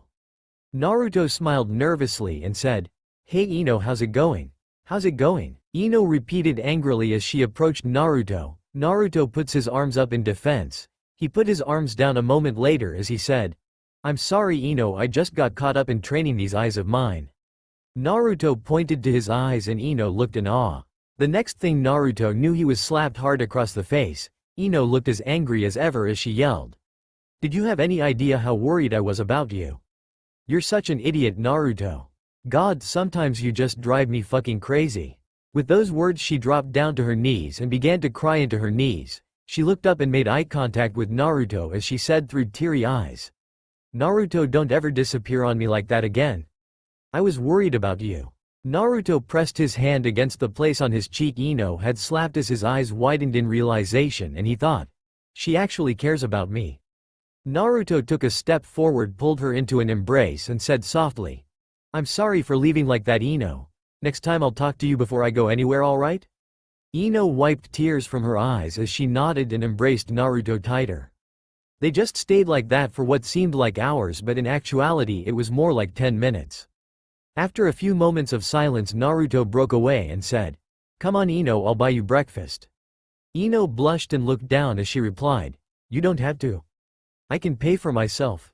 Naruto flashed his trademark fox-like grin as he replied, "It's fine Ino, I insist." And with that final statement, Naruto and Ino walked back to the village together. Naruto and Ino ate at this breakfast place that had just opened in the market district of Konoha, and after the meal Naruto had entertained Ino with stories of when he and Jiraiya traveled all over the shinobi world for his training. Ino was amused and laughed at many of his stories, and after Naruto had paid their check it was almost noon. Naruto and Ino were walking side by side in an uncomfortable silence. Naruto wanted to say something and felt slightly embarrassed by it. He closed his eyes and took a deep breath and thought, "Alright, here I go." Naruto opened his eyes and said, "Hey Ino?" Ino looked up at Naruto curiously as she replied, "Yes? What is it Naruto?" Naruto blushed and watched where his feet were going as he said, "Well, I was wondering. If you're not busy later, that maybe me and you could, I don't know, go somewhere and hang out together, I guess." Ino giggled at Naruto's attempt to ask her out and she said, "Naruto Uzumaki, are you asking me out on a date?" Naruto's blush intensified and all he could do was nod as his final answer. Naruto looked up and asked, "So is that a no?" Ino shook her head and giggled again as she said, "No Naruto. I'd love to go out with you tonight. What time?" Naruto spaced out for a moment as he thought, "Damn, I should have thought about this ahead of time." Ino snapped Naruto out of his trance and waved her hand in front of Naruto's face as she said, "Naruto, are you alright?" Naruto nodded quickly and said, "How about we meet at the entrance to Rosemary Park at 8? Ino nodded and smiled as she said, "Sounds good." Naruto and Ino said their goodbyes as Naruto went home to change his clothes and wash the clothes he was in now.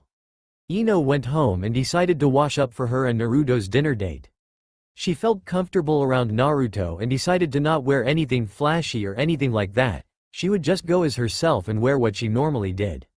Naruto was in his bedroom lying down as he stared at the ceiling. His trademark smile was spread across his face as he thought, "How lucky am I? I have a date with Ino Yamanaka, the prettiest, young kunoichi in the entire Hidden Leaf village." His thoughts were interrupted however as a sinister laugh echoed in the back of his mind. Naruto's train of thought came to a screeching halt as he asked, "What do you want, you stupid fox?" The sinister laughter died down and a demonic pair of eyes glowed behind the fourth Hokage's seal as the Kyuubi said, My, aren't we in a good mood today, Kit? I was merely going to congratulate you on getting together with the Yamanaka girl. May you have many kits." Naruto stared at the imprisoned demon in disbelief as he replied, "I'm alright then." Naruto shut his eyes and felt his consciousness drift back to his body. When Naruto opened his eyes and he was once again back in his body, he had a puzzled expression on his face as he said out loud, "Damn, that Kyuubi is one weird fucking demon." Ino sighed and waited for Naruto as she leaned against a tree. She was wearing a purple tank top, a low-cut purple skirt and her ninja shoes. Ino knew she was a few minutes early from the time they had agreed to meet, but still she was impatient. Recently she had developed some feelings for the boy she had yet to understand. She thought that this night might be an opportunity for her to sort out her feelings. Little did she know a deadly-looking figure hidden within the darkness was watching her every move. Naruto was walking down the dirt path that went all the way from his house to his and Ino's meeting spot at the entrance to Rosemary Park. After about 10 minutes he made it there. He didn't see her, so he walked around and looked for Ino. Ino kept a lookout for Naruto, but he had not arrived yet. Ino turned and her eyes met with a demonic pair of eyes. The evil figure grinned maliciously as he said, "Well, hello there." Ino's eyes widened in fear as she let out an ear-splitting scream. Naruto heard the scream and immediately took off in the direction of its source as he thought frantically, "No. Ino." Naruto came into a clearing and a figure that could only be described as a demon was hovering over the ground with a powerful-looking pair of wings. Underneath his left arm was the unconscious form of Ino with a look of absolute terror embedded into her facial expression. "Who are you and what are you doing with Ino?" The demonic figure laughed at Naruto and pointed his finger at him as he said in a dark voice, "Alright, this is how this is going to work, Uzumaki brat. I'm going to take the girl and hold her captive. And the only way I'm going to let her live and return to you is if you release this accursed seal on my body." Naruto looked up at the demon in confusion and frustration as he yelled out, "Seal? What the hell are you talking about?" I don't know anything about a fucking seal. The demonic-looking figure responded by narrowing his blood-red slits and glared down on Naruto as he shot. Don't play games with me. You are the last of the Uzumaki clan and the only one capable of releasing your father's seal. But seeing how weak and clueless you pathetic humans are, I wouldn't be surprised if your father was arrogant enough to not pass on any of his knowledge onto you. Naruto glared at his enemy in anger and rage as red chakra began to pour out of his body. Naruto closed his eyes shut as he could sense his opponent's enormous level of power. He clenched his fists hard as he thought, damn. I don't know if I can take him. From the back of his mind, bloodlust Naruto came behind Naruto and put his Kyuubi-powered claw on Naruto's shoulder as he said, Naruto, take a break. Let me take care of this scum. Naruto nodded and felt his consciousness leaving his body and going into a temporary sleep. Naruto's figure opened his eyes and a bright concentration of fiery purple chakra erupted from his body. The neon green dots around his pupil began to rotate and he began to draw more chakra into his body as he made a cross hand symbol and created a ego clone representing the power of light Naruto right before creating a small army of regular shadow clones. Bloodlust Naruto lunged at his enemy with about 100 shadow clones backing him up. With one swift slash of the demonic figure's razor-sharp claws, Naruto's shadow clone army was obliterated. When the smoke cleared, the demon flew high above the ground and held Ino's body by the neck as he roared, "You don't want to cooperate? Fine, I'll snap this girl's neck." Ino screamed for a moment, but then a grin spread across her face as her figure disappeared in a puff of smoke. The demon, enraged, looked down to see a shadow clone running toward the village with his hostage. He flew after the clone, but bloodlust Naruto and light Naruto jumped up in front of his path as they roared in sync. "We're not going to let you touch her." Both ego clones charged up a Rasengan composed of fiery neon green and purple chakra and they lunged forward with their spiraling vortexes as they roared. Rasengan. There was an explosion of many colored chakras and the demon-like being flew upward as it roared. "Don't think this is the end, Uzumaki brat." And with those words he was gone, leaving an enraged Naruto. Naruto's mind entered his body and a wave of rage and anger filled him as he yelled out, "Coward! Get back here!" Light Naruto laid Ino down gently on the ground. Naruto picked her up bridal style and made his way back to the village to the Konoha hospital as he thought, "I'm so sorry, Ino. If only I had been stronger. I should have been able to protect you. What was all the training up until now for? Damn it." Naruto called forth a small amount of the Kyuubi's chakra and concentrated it into the soles of his feet and took off running as fast as his body would take him. He arrived at the hospital and busted in. He said aloud, "Someone please help, this girl needs medical treatment." Ino was immediately taken from his arms and he left her in their care because he knew for a fact she had not received any near-fatal injuries. He was deeply troubled by the words of his opponent and only knew of one person that could help him solve this puzzle. Him and Tsunade needed to have a little chat. Tsunade had just finished a substantial amount of paperwork in her standards and was a bit proud of herself for not just smashing her desk and burning the paperwork. One big responsibility about being Hokage is not snapping and going crazy, it influences the villagers. She sighed and opened up a brand new bottle of sake she was saving for a special occasion. A moment after she had poured herself a glass, Naruto bursts into the room with an angry look in his eye as he said, "Tsunade, around 5 minutes before 8 o'clock Ino was abducted by this strange creature." Tsunade's eyes widened in shock as she asked, "Some creature? As in it wasn't an enemy shinobi?" Naruto shook his head and a dark look appeared on his face as he said, "I fought that thing. Trust me, it's not human. It had a powerful pair of demon-like wings and bandage wrapped around its whole body with this strange seal embedded in his chest. In fact, he said that the reason was for revenge, and in all honesty I have never encountered anything like it in my life." Tsunade nodded and asked, "Well Naruto, if you've never met this creature, then why does it want revenge on you alone?" Naruto shook his head again and replied, "It was my father. It said my father put a curse on him and only I, the last of the Uzumaki clan, can break it, and until I do Ino's life is in constant danger." With this comment a smile appeared on Tsunade's face. Naruto noticed this and eyes her curiously as he asked, "What is it?" She shifted her facial expression back to a serious one as she replied, "Never you mind Naruto, but on a more serious note, I wasn't completely honest with you when I told you that letter from your father was the only thing he left you. Naruto felt a twinge of anger at this comment but let it go as he asked, "What is it?" Tsunade smiled and said, "Your clan scroll. If you're going to beat that demon you need to train in the ways of the Uzumaki clan, the shinobi seal masters." A few days had passed since the incident and Naruto was sitting on his bed concentrating on his morning meditation, trying to free his mind of stress and create an aura composed of purely tranquility. He needed to get stronger. If he let anything happen to Ino like that again, he would never be able to forgive himself. Naruto sighed and opened up the scroll as he began to read over the basic sealing style he had to learn before he could use any of the more advanced forms. The Uzumaki clan were referred to as the Shinobi Seal Masters for a reason. Naruto sighed and made a series of hand signs as he moved forward with his right foot, pivoting his left foot as he turned left 360 degrees and placed his thumbs and forefingers together in a triangle symbol as he called out, "Uzumaki style. Chakra Unity Jutsu." Chakra surrounded his fingertips forming the triangle hand symbol and shot forward into a sword that Kakashi had gotten him. Flashback. Kakashi jumped off Naruto's window as he was eating breakfast. Naruto looked up from his ramen and said, "Hey Kakashi-sensei, what's up?" Kakashi looked up from his book and tossed Naruto a katana. Naruto immediately put down his ramen cup and caught the sword and sheath in the blink of an eye. The sword had a wooden and metal enforced handle that was slender yet gripping. The sheath was jet black. Naruto pulled the sword out of the sheath and saw the blade was jet black as well with strange runes carved into it. He looked at the sword curiously and then back up to Kakashi and said, "Kakashi, what's with this sword?" Kakashi smiled and said, "It belonged to my teacher, your father Naruto. This is Minato Uzumaki's sword of choice.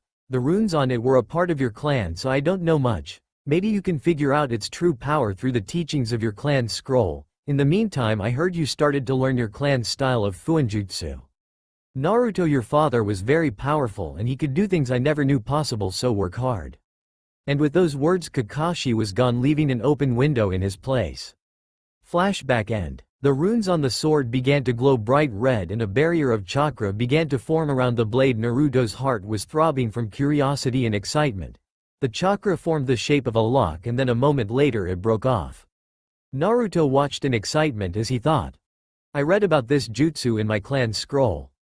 It's a powerful sealing jutsu called the chakra lock." But Naruto knew how complicated and advanced the jutsu was even if he didn't fully understand it, so on that fact alone he was able to deduct that whatever it was meant to be passed on to him. A malicious laughter sounded from the back of his head and Naruto clenched his fists in annoyance as he shouted in his head, "What do you want, you stupid fox?" Demonic red eyes narrowed and glowed from behind his seal in the darkness as he said, "Foolish vessel, can't you hear the sword speaking? There is a soul in that sword that is supposed to enter your consciousness for some reason. The reason I don't know, but since your accursed father was the one who placed the seal, I would go ahead and grab the sword now and repeat after me." Naruto opened his eyes as he said, "Uzumaki sword, I accept you as my partner." There was a blinding white chakra that erupted from the blade, and when Naruto opened his eyes he was in his inner world. Or at least he thought he was. A malicious laughter came from behind Naruto and Naruto spun around and called out, "Who's there? Bloodlust? Demon Fox?" A figure of Naruto emerged from the darkness with a sinister grin on his face. He had demon-like wings and a devil's tail that trailed from his tailbone. He had a long slender tongue and he gestured it evilly as he said, "I am your new ego clone demon Naruto. My role is death and destruction for the survival of this body if the rest of you fail. I am your weapon, call upon me when you are in dire need of power. Until that time comes I will be temporarily sealed in your clan's sword, train well my combine ego." Naruto opened his eyes slowly and looked down at his clan's sword he gripped in his hand.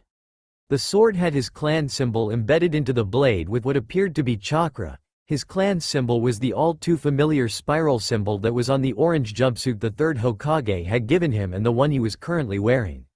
Naruto smiled at his achievement of unlocking just the ego clone he needed if he ever crossed paths with him again. But he really wanted to increase his own power so he could at least stand ground against the demon if he were to face him alone without even the use of shadow clones. He would only call upon the ego sealed within his new blade as a last resort. Naruto just realized he didn't know the technique. He laughed nervously as he said, "Now to get to work on my fuinjutsu training."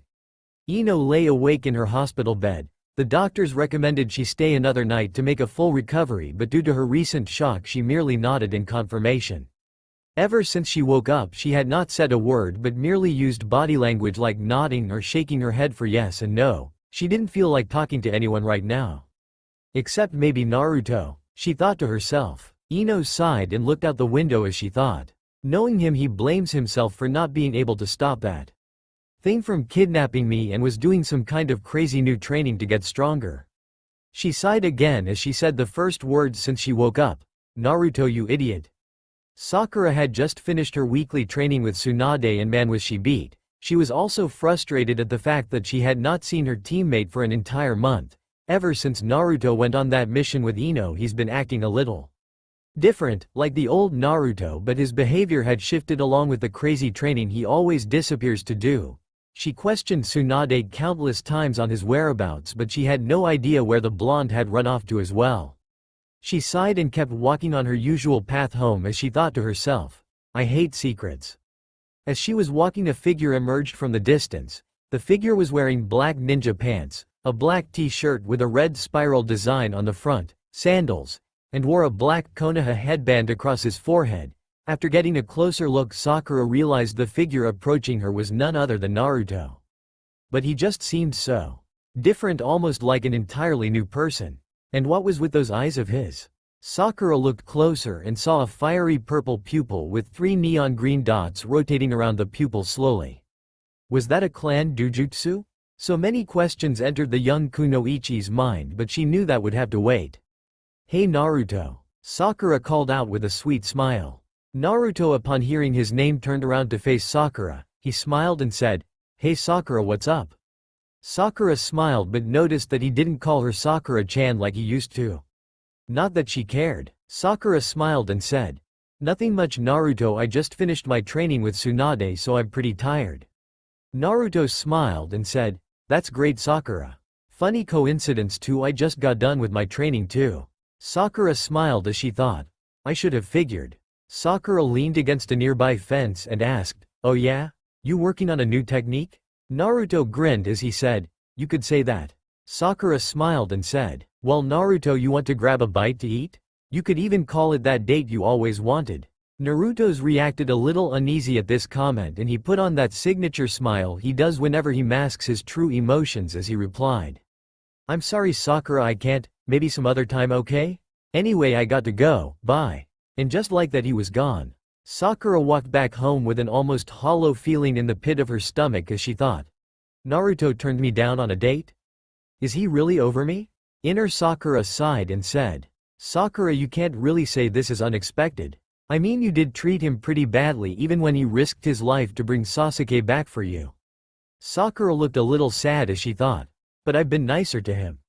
Ever since I asked him to bring back Sasuke for me, he's been different.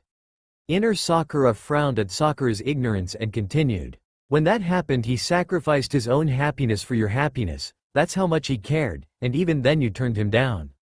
I don't think there are many men, let alone shinobi, in this world who would go that far without at least moving on romantically. And you already know him and Ino have gotten closer, so don't ruin this for her. Sakura sighed and an empty look settled in her eyes as she thought, Alright, you win. Sakura thought to herself as she walked through the front door to her house. Ino got up from bed and began to get dressed. Her team wasn't supposed to meet for another few hours, but she wanted to get some fresh air anyway. Right as she was about to leave, there was a knocking sound coming from her bedroom window. She turned around and about 5 feet away from her, separated by a barrier of glass, was Naruto. He smiled and said, Hey, can we talk? Ino nodded and opened the window, allowing Naruto entry. Naruto sat on Ino's bed and looked her in the eyes as he asked, So have you been feeling well since what happened? She nodded her head and there was an awkward moment of silence. A moment later Naruto turned to her and said, Ino, if I was stronger I could have protected you. Ino sighed and turned to Naruto with an expression of concern as she said, Naruto, I knew you would blame yourself for what happened. Listen, you protected me. You were there for me when I needed you. Become as strong as you want, but please don't let me become a burden to you. I mean, you are going to be Hokage someday, right? Naruto smiled and said, I've been carrying a burden larger than you could possibly imagine my entire life, so you don't have to worry about that. This comment piqued Ino's interest, but Naruto cut off her train of thought as he continued, and besides, the Hokage protects everyone, especially the ones he holds precious to him. Ino blushed at this comment and looked down. She was about to say something, but Naruto spoke again. Ino, growing up I never knew any comfort or love of any form. I had no friends, no parents, everybody hated me or wanted nothing to do with me. My life always had this void of emptiness. Sometimes I even questioned my own existence. I would sometimes ask myself, what was my purpose for living? He smiled at Ino and said, ever since I became a genin I've met many people who I consider precious to me. But you, Ino, are the most precious of all people. Ino, when I'm with you I feel like that void is complete. Neither knew who started it or what had caused it to happen, but the next thing the two blondes knew, their lips had met and they were embracing each other. After what felt like an eternity they pulled their lips away slowly, staring into each other's eyes. Ino looked at her watch and it was 10:15 p.m. Damn, she was 15 minutes late. Ino smiled and said, Naruto, believe me when I say I want to stay with you right now, but I'm late to train with my squad. Naruto nodded in acknowledgement and asked, tomorrow? She smiled and nodded as she said, tomorrow. And with those words the two blonde shinobi vanished in clouds of white smoke, each going their own ways. Ino was running in the direction of her squad's training grounds as she thought, shit. She finally arrived, surprised to see her squad not training without her like she thought they would. But instead they were all waiting for her patiently. She ran up to Asuma and asked, what's up, Asuma-sensei? Asuma smiled and said, we have a mission briefing with Lady Hokage, come on, we're leaving. Ino nodded and followed her team as a blush rested on her face as she thought about what had happened earlier and what he said. Then something hit her. She wouldn't be able to see Naruto tomorrow if she was going on an important mission. Hopefully it would be a C-rank mission or something that could be accomplished as soon as possible. Ino sighed. Shikamaru was analyzing Ino's strange behavior, but stopped as soon as Ino met his look with a deadly glare.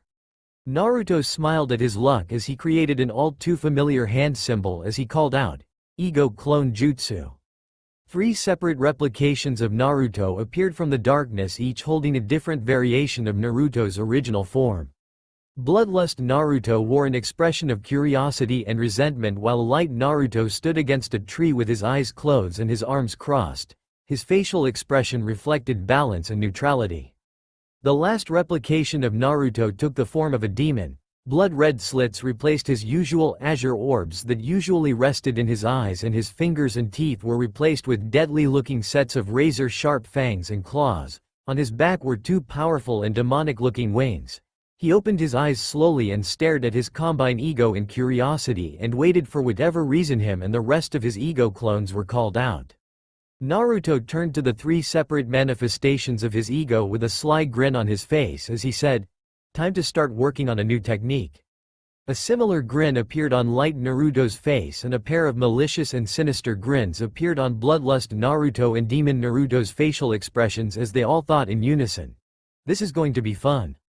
Ino sighed as she and her team were heading home from another easily completed C-rank mission. The mission was a surveillance and information gathering mission that happened to fall into her specialty when it came to her clan's basic signature technique, the Spirit Transfer Jutsu.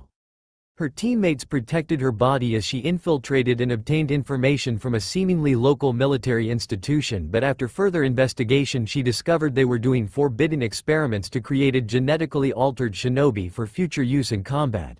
Almost like living expendable ninja tools, because you couldn't necessarily call them human. The research of this advanced stuff would of course take decades to complete, so the information they deliver will probably be given to Anbu Black Ops in order to sabotage the project and eliminate anyone with information about it or connected to the project in any way. Or at least that was how Ino looked at it. They avoided combat at all costs, and Asuma had already sent a carrier bird with the information they had discovered, so all that was left was to release the technique and head home. Naruto and Ino jumped from tree branch to tree branch with ease as they continued their mission. They were ordered to investigate an ally base that was taken over by the Akatsuki. Anbu Black Ops reports suggest the facility is being used for illegal experiments of an unnatural source. Since Naruto was a Jinchuriki, it proved a risk to send him out on the battlefield, but ever since his clan's training he's been able to do more than watch his own back. And Tsunade knew this because she of course knew Naruto's parents, Minato and Kushina, and the inhuman power of their clan's bloodline limit when fully awakened. They stopped and gazed down through the trees as a military facility came into view. Ino took a pair of binoculars out of her pocket and gazed through them as she said, "There are 4 shinobi on guard and 2 on patrol around that building. Based on this we can assume whatever they are ordered to protect must be very important, valuable, or dangerous." Naruto nodded and made a quick hand sign as a small army of shadow clones appeared next to him. He motioned them to huddle as he whispered, "Alright, I know this isn't usually our style, but we need a surveillance mission to be done discreetly without detection. So what I want you guys to do is sneak up on those guys guarding that building and take them out one by one quickly so they don't have time to report to their superiors." All the shadow clones all nodded in understanding as they vanished, splitting in 7 different directions. Naruto pulled out a pair of his own binoculars and gazed through them with a grin on his face as he witnessed all of the enemy guards taken out one by one without detection or defeat. As soon as all the guards were taken out, Naruto dismissed all of his clones and Naruto and Ino set off toward the Akatsuki military complex. Naruto and Ino moved into the complex as swiftly as their bodies would allow them. Naruto made 3 shadow clones to watch their backs just to be safe as they entered the complex. Naruto and Ino took a look around and the facility was completely empty. A dark look appeared on Naruto's face and his eyes widened in shock. Ino saw this and asked, "What is it, Naruto?" Naruto jumped into Ino, knocking her to the ground as he said, "Ino, watch out." A barrage of kunai missed the 2 shinobi by a fraction of an inch as Naruto rose up from the ground and called out, "Show yourselves, you cowards." A dark laughter erupted from the darkness and 2 figures emerged, Itachi Uchiha and Kisame of the 7 Swordsmen of the Mist. Itachi pulled a night black katana from its sheath and Kisame brought down his sword over his shoulder as he yelled, "Prepare yourself, Jinchuriki." Ino, who was horrified by this display of power, closed her eyes and meditated for a moment as she gathered her resolve to help Naruto in any way she could. Ino gained some distance and began to launch barrages of kunai at their enemies whenever she saw an opening which didn't hurt Naruto or direct it when he's in the line of fire. Itachi threw 3 kunai and a barrage of shuriken in her direction as he said, "Die, you annoying insect." Naruto closed his eyes and split all of his egos into shadow clones and had light Naruto deflect Itachi's weapons with his sword as Naruto, Bloodlust Naruto, and Kyuubi Naruto stood with their swords unsheathed and ready for combat. Naruto and Itachi glared at each other with bloodlust in their eyes and disappeared in blinding flashes of light, the sound of clashing metal ringing in the air around them. Ino rolled explosive tags around her kunai and launched a barrage of explosive kunai in Kisame's direction. Kisame deflected her kunai with his blade, not realizing his mistake until after it was too late. There were several simultaneous explosions and the form of Kisame went flying through the air. A split second later his form was replaced with a log. Ino scanned her surroundings as she thought, "Damn, a replacement. Where did he go?" Kisame appeared behind Ino and whispered in her ear in a dark, malicious, and sinister voice, "Looking for someone?" Ino's eyes widened in fear and delayed reaction as an ear-splitting scream erupted from her hiding spot. Naruto quickly gathered chakra in his legs and sprinted toward Ino. Red chakra began to pour over Naruto's body and envelope it in a chakra cloak resembling a fox. Naruto's eyes narrowed and his speed and power tripled as he moved at a speed so fast to protect Ino. To the untrained eye it would seem he had vanished. Ino put her arms in front of her desperately to block herself from harm as Kisame raised his sword and slashed down as he said, "This is the end, shinobi of the leaf."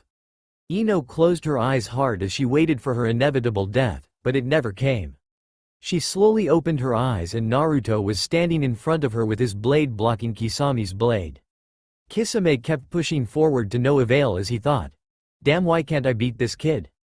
Naruto narrowed his eyes and his whisker-like birthmarks grew darker and more defined. His fingernails wrapped around the handle of his blade grew into razor-sharp claws. His teeth were replaced with deadly fangs and he began to growl as an animalistic influence seemed to take him over. Naruto roared in rage as he concentrated his demonic chakra into his sword to activate the runes as he slashed his sword sideways, causing a wave of razor-sharp crimson chakra to form and erupt from the tip of his blade. Kisame laughed and slashed forward at Naruto's projected attack, absorbing the chakra-based attack as he said, "My sword feeds off of chakra. You'll have to do better than that." Naruto took a deep breath and quickly performed a long series of hand signs as he said, "Uzumaki style. Chakra lock release." The runes running down Naruto's blade glowed a bright red and Naruto's face turned blank for a moment as he entered the inner world of his clan's sword. Demon Naruto grinned maliciously as the lock on his seal faded and he said, "It's about time you released my full power, allow me to take over from here." Naruto nodded as his demon counterpart walked into him, fusing with his body while Naruto's combined ego remained in a sleep-like state. Naruto opened his eyes very suddenly and began to emit a chakra so destructive and sinister Itachi and Kisame backed up a short distance as to not make the same mistake as last time. Demon Naruto grinned as two large demon wings sprouted from his shoulder blades and a demon tail sprouted from his tailbone. Naruto made a hand signal to his ego clones to tell them to protect Ino as he began to concentrate a sphere of spiraling black chakra in the palm of his hand. Ino watched with tears in her eyes as Naruto made a demonic transformation and began to glare at their enemies with more bloodlust and hatred than she had ever felt before. Demon Naruto roared and a blood-red chakra mixed with the black causing the sphere to almost double in size. Demon Naruto strained his body to its limits as he concentrated and condenses the chakra ball into a smaller, compact sphere and began to charge at Itachi as he roared, "Demon Rasengan." There was an explosion of chakra and the force so powerful the forest around them was completely obliterated. The unconscious form of Itachi was on the ground with a wounded Kisame kneeling on the ground on one knee with his sword on the ground blade up, supporting him. Kisame spat blood on the ground as he thought, "Damn, I underestimated the nine-tailed brat again. If I had not put my blade in front of me when I did I would have been dead, killed by a mere genin." The absurdity of the thought. Kisame began laughing darkly and grabbed Itachi's form as he took one last look at Naruto and said, "I underestimated you again, Jinchuriki, but know this, even if we may not be able to kill you, more powerful enemies will take our place. Enjoy your life while it lasts." And with those words Kisame vanished. Naruto's face went blank again and his wings receded into his shoulders and the runes running down Naruto's blade returned to normal. Naruto sheathed his sword and dismissed his ego clones and ran in Ino's direction as he said, "Ino, are you?" His face suddenly went blank and his eyes closed as he fell on the ground face first. The only thing he could remember before he lost consciousness was Ino running over to him and calling his name. Then only darkness. A dark figure rose from its throne and snapped his fingers 3 times, then sat back down and waited. The figures emerged from the darkness and bowed down to the dark figure as they all said in unison, "What are your orders, my lord?" A dark look appeared on the lord's face as he said, "Your orders are to capture the shinobi Uzumaki Naruto of the Hidden Leaf Village. Under no circumstances are you to kill him." The 3 assassins nodded in understanding as they disappeared in clouds of black smoke. The Dark Lord grinned maliciously as he thought, "Uzumaki Naruto. You and you alone can free me from this wretched curse and I won't rest until I am free." For a while Naruto felt cold, but after what seemed like an eternity the coldness was replaced with a familiar warmth. "Why do I feel so warm?" Naruto slowly opened his eyes and found himself wrapped in a sleeping bag next to a campfire. He slowly rose from his bed as Ino's voice said behind him softly, "About time you woke up, how are you feeling?" Naruto turned his head around and immediately threw his arms around Ino as he said, "Forget me." "Are you okay, Ino?" Ino sighed and smiled as she thought, always so selfless. Thinking of others before himself. She looked at Naruto and smiled sweetly as she said, "I'm fine, Naruto, you on the other hand have been sleeping for 2 days." Naruto smiled and replied, "Sounds just like me. Well, I'm fine now, when are we going to return?" Ino looked at Naruto and replied, "Tomorrow morning, so just get some more sleep, okay?" Naruto smiled and said, "I've had 2 days of sleep, how about you take a rest now?" Ino nodded with a sly grin and lied down in his sleeping bag as he leaned against a tree on lookout duty. Naruto looked at Ino and asked, "So Ino, we sharing that sleeping bag or do you have another?" Ino grinned and said, "We're sharing one. I hope you don't mind." Naruto grinned slyly and looked up at the stars as he said, "Not at all, Ino. Not at all." Naruto and Ino were both awake and had their things packed already as Naruto smiled wide and said, "Alright Ino, let's go." Ino looked at his determined face with an admiring grin of her own as she replied, "Sure." Naruto and Ino began sprinting down a dirt road as they made their way back to the forests that surrounded the borders of the Fire Country. At their current pace, the outskirts of the forests would come into view within half an hour. Ino began to breathe heavily for a minute due to exhaustion. Naruto saw this and sighed as he thought, "I forgot Ino doesn't have the amount of stamina I do. I also have the fox too. I should probably take a break for her sake." Naruto stopped all of the sudden, causing Ino to stop alongside him. Naruto turned to her with a wide smile as he said, "Hey Ino, how about we take a break?" Ino raised an eyebrow and gave him a skeptical look as she replied sarcastically, "The inhuman stamina of the legendary Naruto Uzumaki failing? It must be a sign of the apocalypse. The next one will be when you stop eating ramen." Naruto felt a little annoyed at the comment and even slightly insulted on the ramen comment, but nonetheless he ignored it with a sigh as he said, "I guess there's a first time for everything." Ino sighed and sat down. She smiled and met eye contact with Naruto as she said, "With the number one hyperactive knucklehead ninja there always is." Three shinobi clad in all black jumped from tree branch to tree branch in pursuit of their target. According to their information from a reliable source, 2 shinobi of the leaf have been spotted at the border of the Fire Country, and from the description they received the information matched their target perfectly. One of the 3 members took a good look at the photograph of their target. She grinned as she thought, "Naruto Uzumaki, huh? Good thing our orders are to capture and not kill him. He's pretty. Hee hee, what I'd do to him." The female member put away the picture and sped up to meet her comrades. An older-looking male shinobi looked behind him and said, "Nairobi, don't fall behind." The female member named Nairobi nodded and said, "Sorry about that Hijoro, I'll keep up." The third member of the group, who wore a dark cloak over his clothes, glared at Nairobi and said, "If you waste any more of my time, Nairobi, then you will die by my blade. Do you understand?" The dark-cloaked figure pulled out a long slender blade with runes carved into the sides of it. Nairobi winced at the sight and dropped to her knees as soon as the bad memory passed and said, "Forgive me Zero, I was careless." The one referred to as Zero sheathed his blade and looked forward and said, "Don't let it happen again." And with those words the 3 shinobi vanished into the preceding darkness. Naruto suddenly felt this bad feeling in the pit of his stomach. He turned to Ino and said, "Ino, we have to hurry and get back to the village, I have a bad feeling." Ino nodded in agreement after scanning his concerned expression.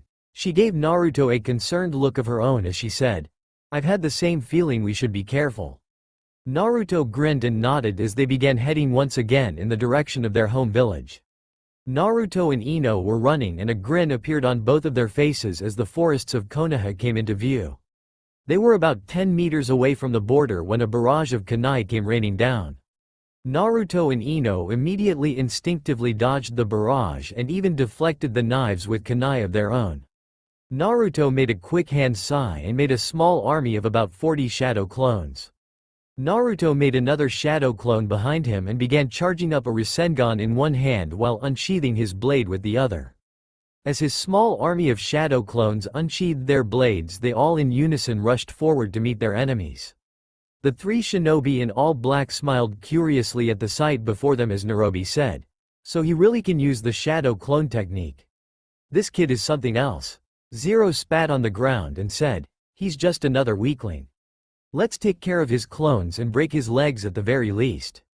The 3 shinobi vanished as they moved in for close-range combat. As they were moving toward their target, Zero thought, "I don't know why our lord wants this mere child captured alive. Why orders assassins to perform a kidnapping? But regardless, orders are orders." The 3 shinobi of the darkness appeared in sync, each with their own unique malicious grin spread across their faces. Nairobi in one swift, graceful movement took out 20 shadow clones in the blink of an eye. Naruto immediately sensed this and performed a set of hand signs and said, "Uzaragan." Naruto's eyes glowed a deep neon green and the runes in his eyes began to spin wildly around the pupil. Naruto scanned the surrounding area and could sense the trails of his enemy's chakra. Normally when he used this technique he see many colored trails of chakra, but this time was different. All the trails were an identical trail of sinister black chakra. Naruto's eyes widened in shock as he thought, their chakra is like that demon that tried to capture me. His thoughts were interrupted however as Nairobi appeared behind him. She immediately unsheathed her blade and slashed her sword as she said, "You're mine." Ino looked over at Naruto in concern as she ran toward him yelling out, "Naruto!" Zero appeared behind her and swiftly knocked her out. Naruto's face went blank for a split second and a barrier of chakra suspended Nairobi's blade in mid-motion. Naruto's eyes turned a violent blood red and his bloodlust ego took him over for a split second as the form of Naruto unsheathed his sword out of defense. Naruto and Nairobi glared at each other as they moved into quick close combat. They each moved so fast to the untrained eye it would seem as if flashes of light were appearing all over the battlefield, the sound of clashing metal filling the air. The form of Naruto performed a long series of hand signs as he called out, Uzumaki style. Chakra seal release. An invisible chain of chakra appeared over Naruto's chest and quickly vanished. Naruto's eyes shot blood red and he roared as black and red chakra erupted from his body. Naruto vanished twice the speed he had been a moment earlier. Nairobi turned around and tried to put her blade up in self-defense but failed miserably as she waited helplessly for the oncoming attack. Naruto glared at Nairobi and held his blade in front of his eyes as he said, "You're mine." Naruto slashed his sword down to release a large amount of chakra all at once only to have Zero's blade deflect the attack, causing the chakra to backfire. There was an explosion of chakra and the unconscious form of Naruto was lying in the ground. Nairobi, Zero and Hijoro appeared in a triangle and all in unison performed a long series of hand signs as they all said in sync, "Shadow style." Trinity Prison Jutsu. Black chakra erupted from the three shinobi's fingertips and formed a pyramid prison around Naruto's body. All three shinobi made eye contact with one another and nodded as they disappeared. Ino slowly opened her eyes and found herself alone and the enemy gone along with Naruto. A saddened expression filled Ino's face as she found her resolve and knew what she had to do. She stood up and began to race to Konoha with all of her might. As she was running she thought, "Hold on Naruto, I'm going to get help." Naruto slowly opened his eyes as he endured a pounding headache. Naruto looked around and found himself in what appeared to be a large black pyramid. He looked confused as he thought, "Where am I?" Unexpectedly his question was answered none other than the entity that shared Naruto's body.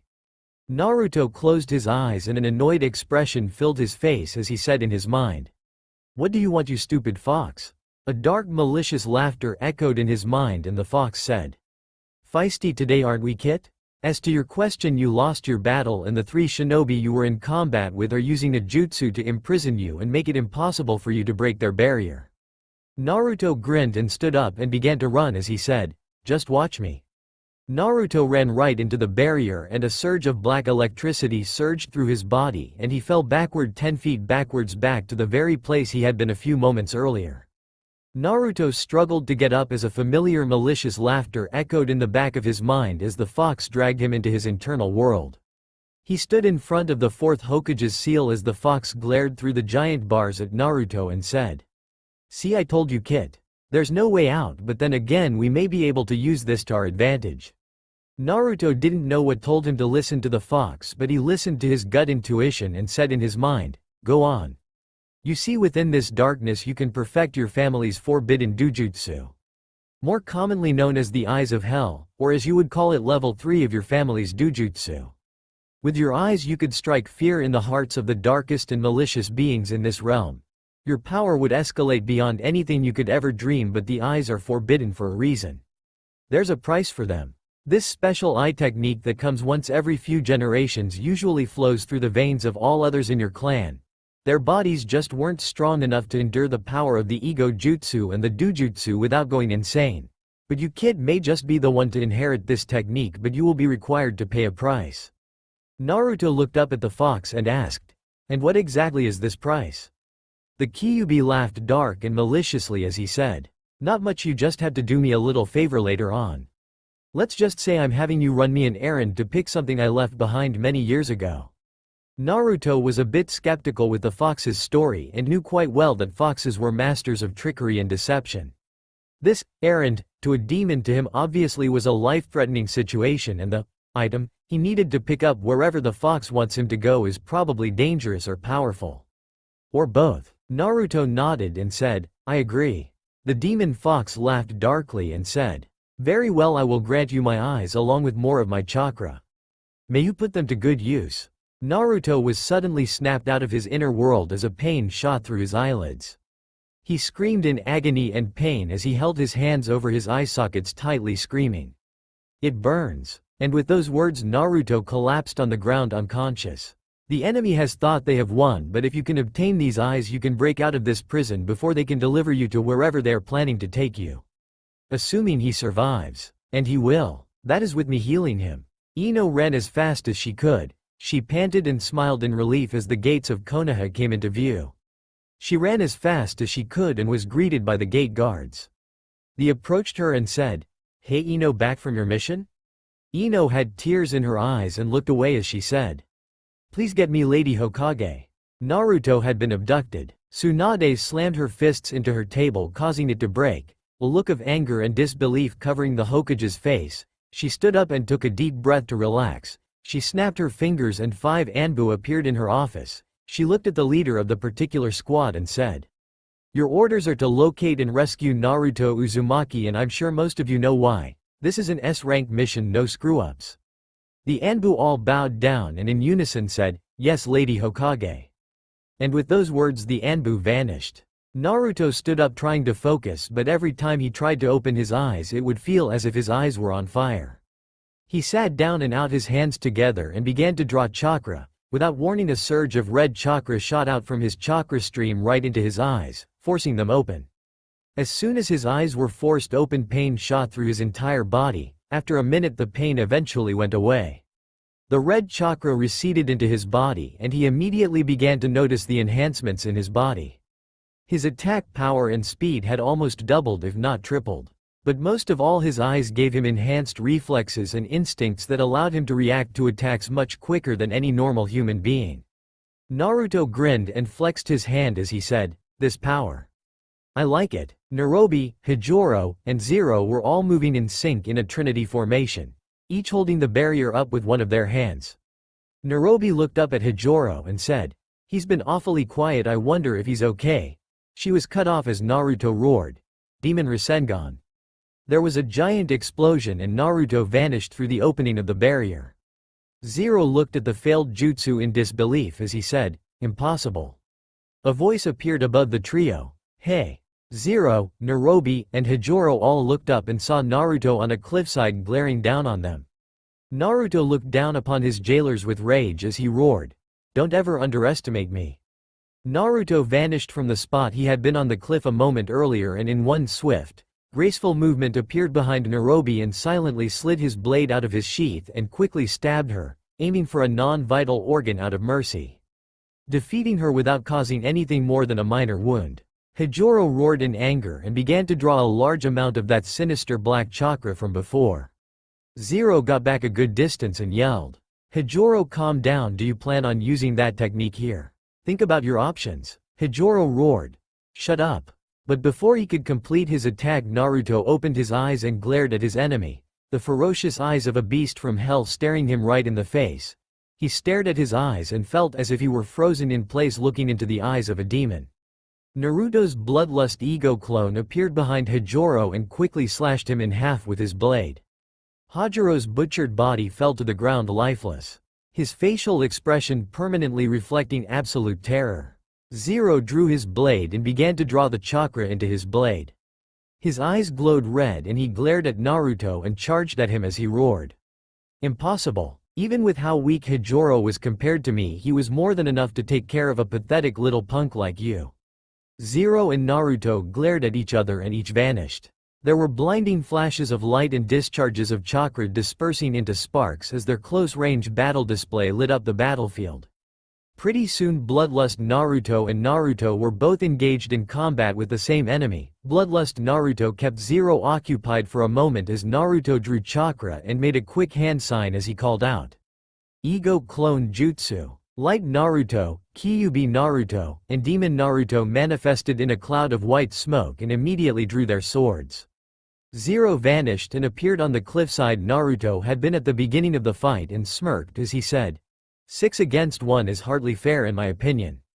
How about we even the odds?" Darkness Clone Jutsu. 5 replications of Zero emerged from the darkness and each drew their blades as Naruto and each of his egos battled one-on-one. Shizune ran frantically and quickly bursted into the Hokage's office with fear reflected on her face as she said, "Lady Hokage. It's horrible." Tsunade eyed her partner with a serious and curious expression and asked, "What is it, Shizune?" Shizune caught her breath and quickly replied, "It's Ino, she left the village to go after Naruto." Tsunade stared into space for a moment as she thought what negative consequence could occur due to Ino's actions. Tsunade sighed as she thought, "Young love certainly is something, I'll say that much. But will it be enough to save Naruto from enemies that could even subdue him?" Due to Naruto's increase in power, his level of skill reflects that of one of the elite Anbu Black Ops. Will Ino be able to pull it off? Shizune looked at Tsunade curiously and asked, "What are your orders, Lady Tsunade?" Tsunade nodded and said, "I want you to gather a team of the most talented Chunin and Genin you can find to intercept and rescue Ino Yamanaka." Shizune nodded and replied, "At once, Lady Hokage." And with those words Shizune vanished in a cloud of white smoke. Tsunade kept staring off into space as she thought, "Ino, you fool." Naruto and his ego clones were fighting on par with Zero and his darkness clones. Both sides were panting from exhaustion. Naruto and Zero glared at each other, each running out of their own chakra supply. Naruto's ego clones all vanished along with Zero's darkness clones. Naruto smirked and said, "You're out of chakra."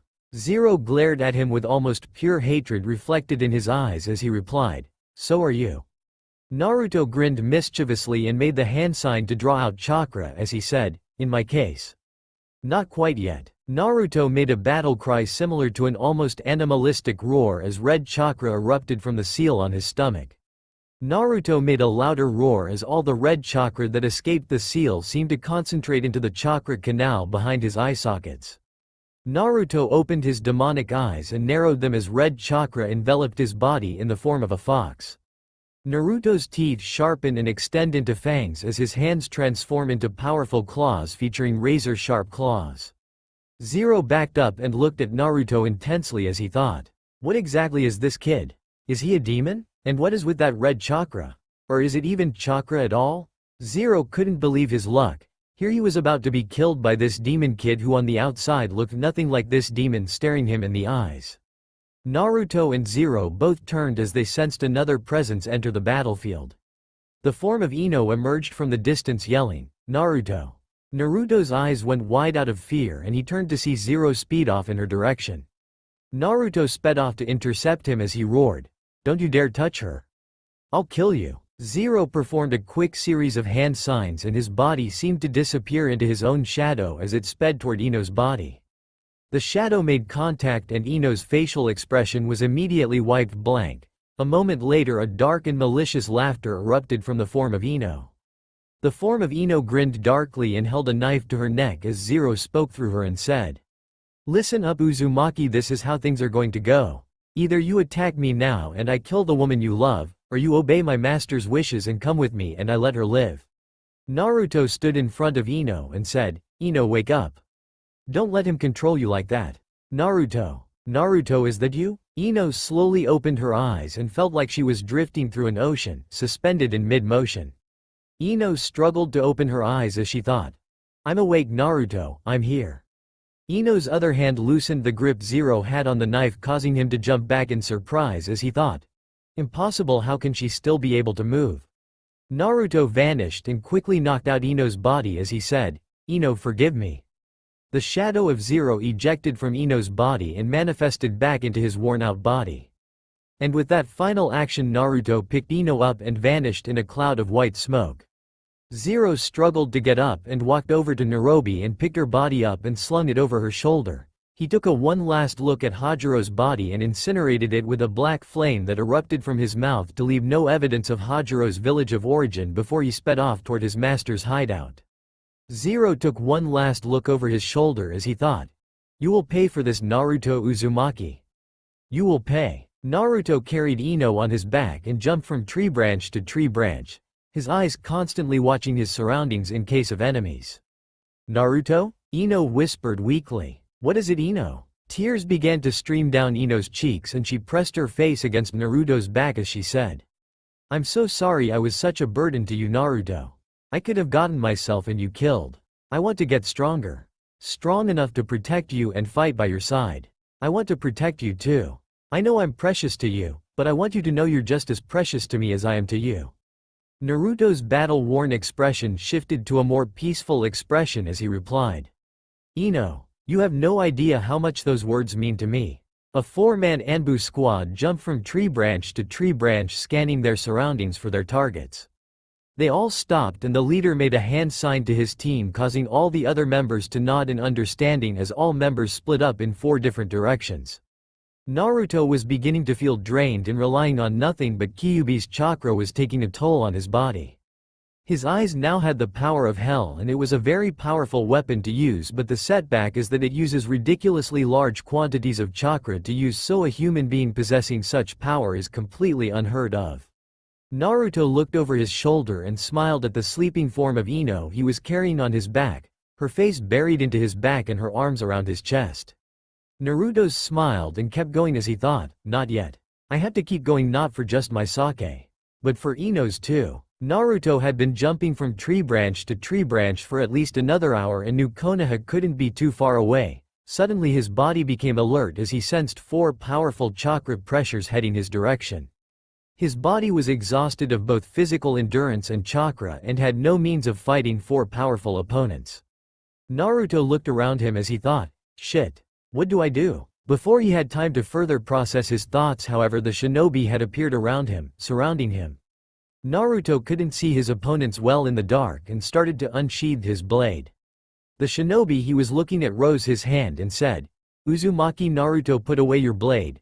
We are the Anbu Black Ops and we have been ordered to retrieve you and escort you back to the village. Naruto sighed and replied, thank God. Alright, let's go ahead and get moving. I need one of you guys to carry this girl, she's in weak condition. Don't worry about me though, I can take care of myself. One of the Anbu took Ino from his back gently as to not wake her up. The Anbu leader looked around and asked, everyone ready? The rest of the Anbu squad and Naruto nodded in confirmation as he said, alright, let's go.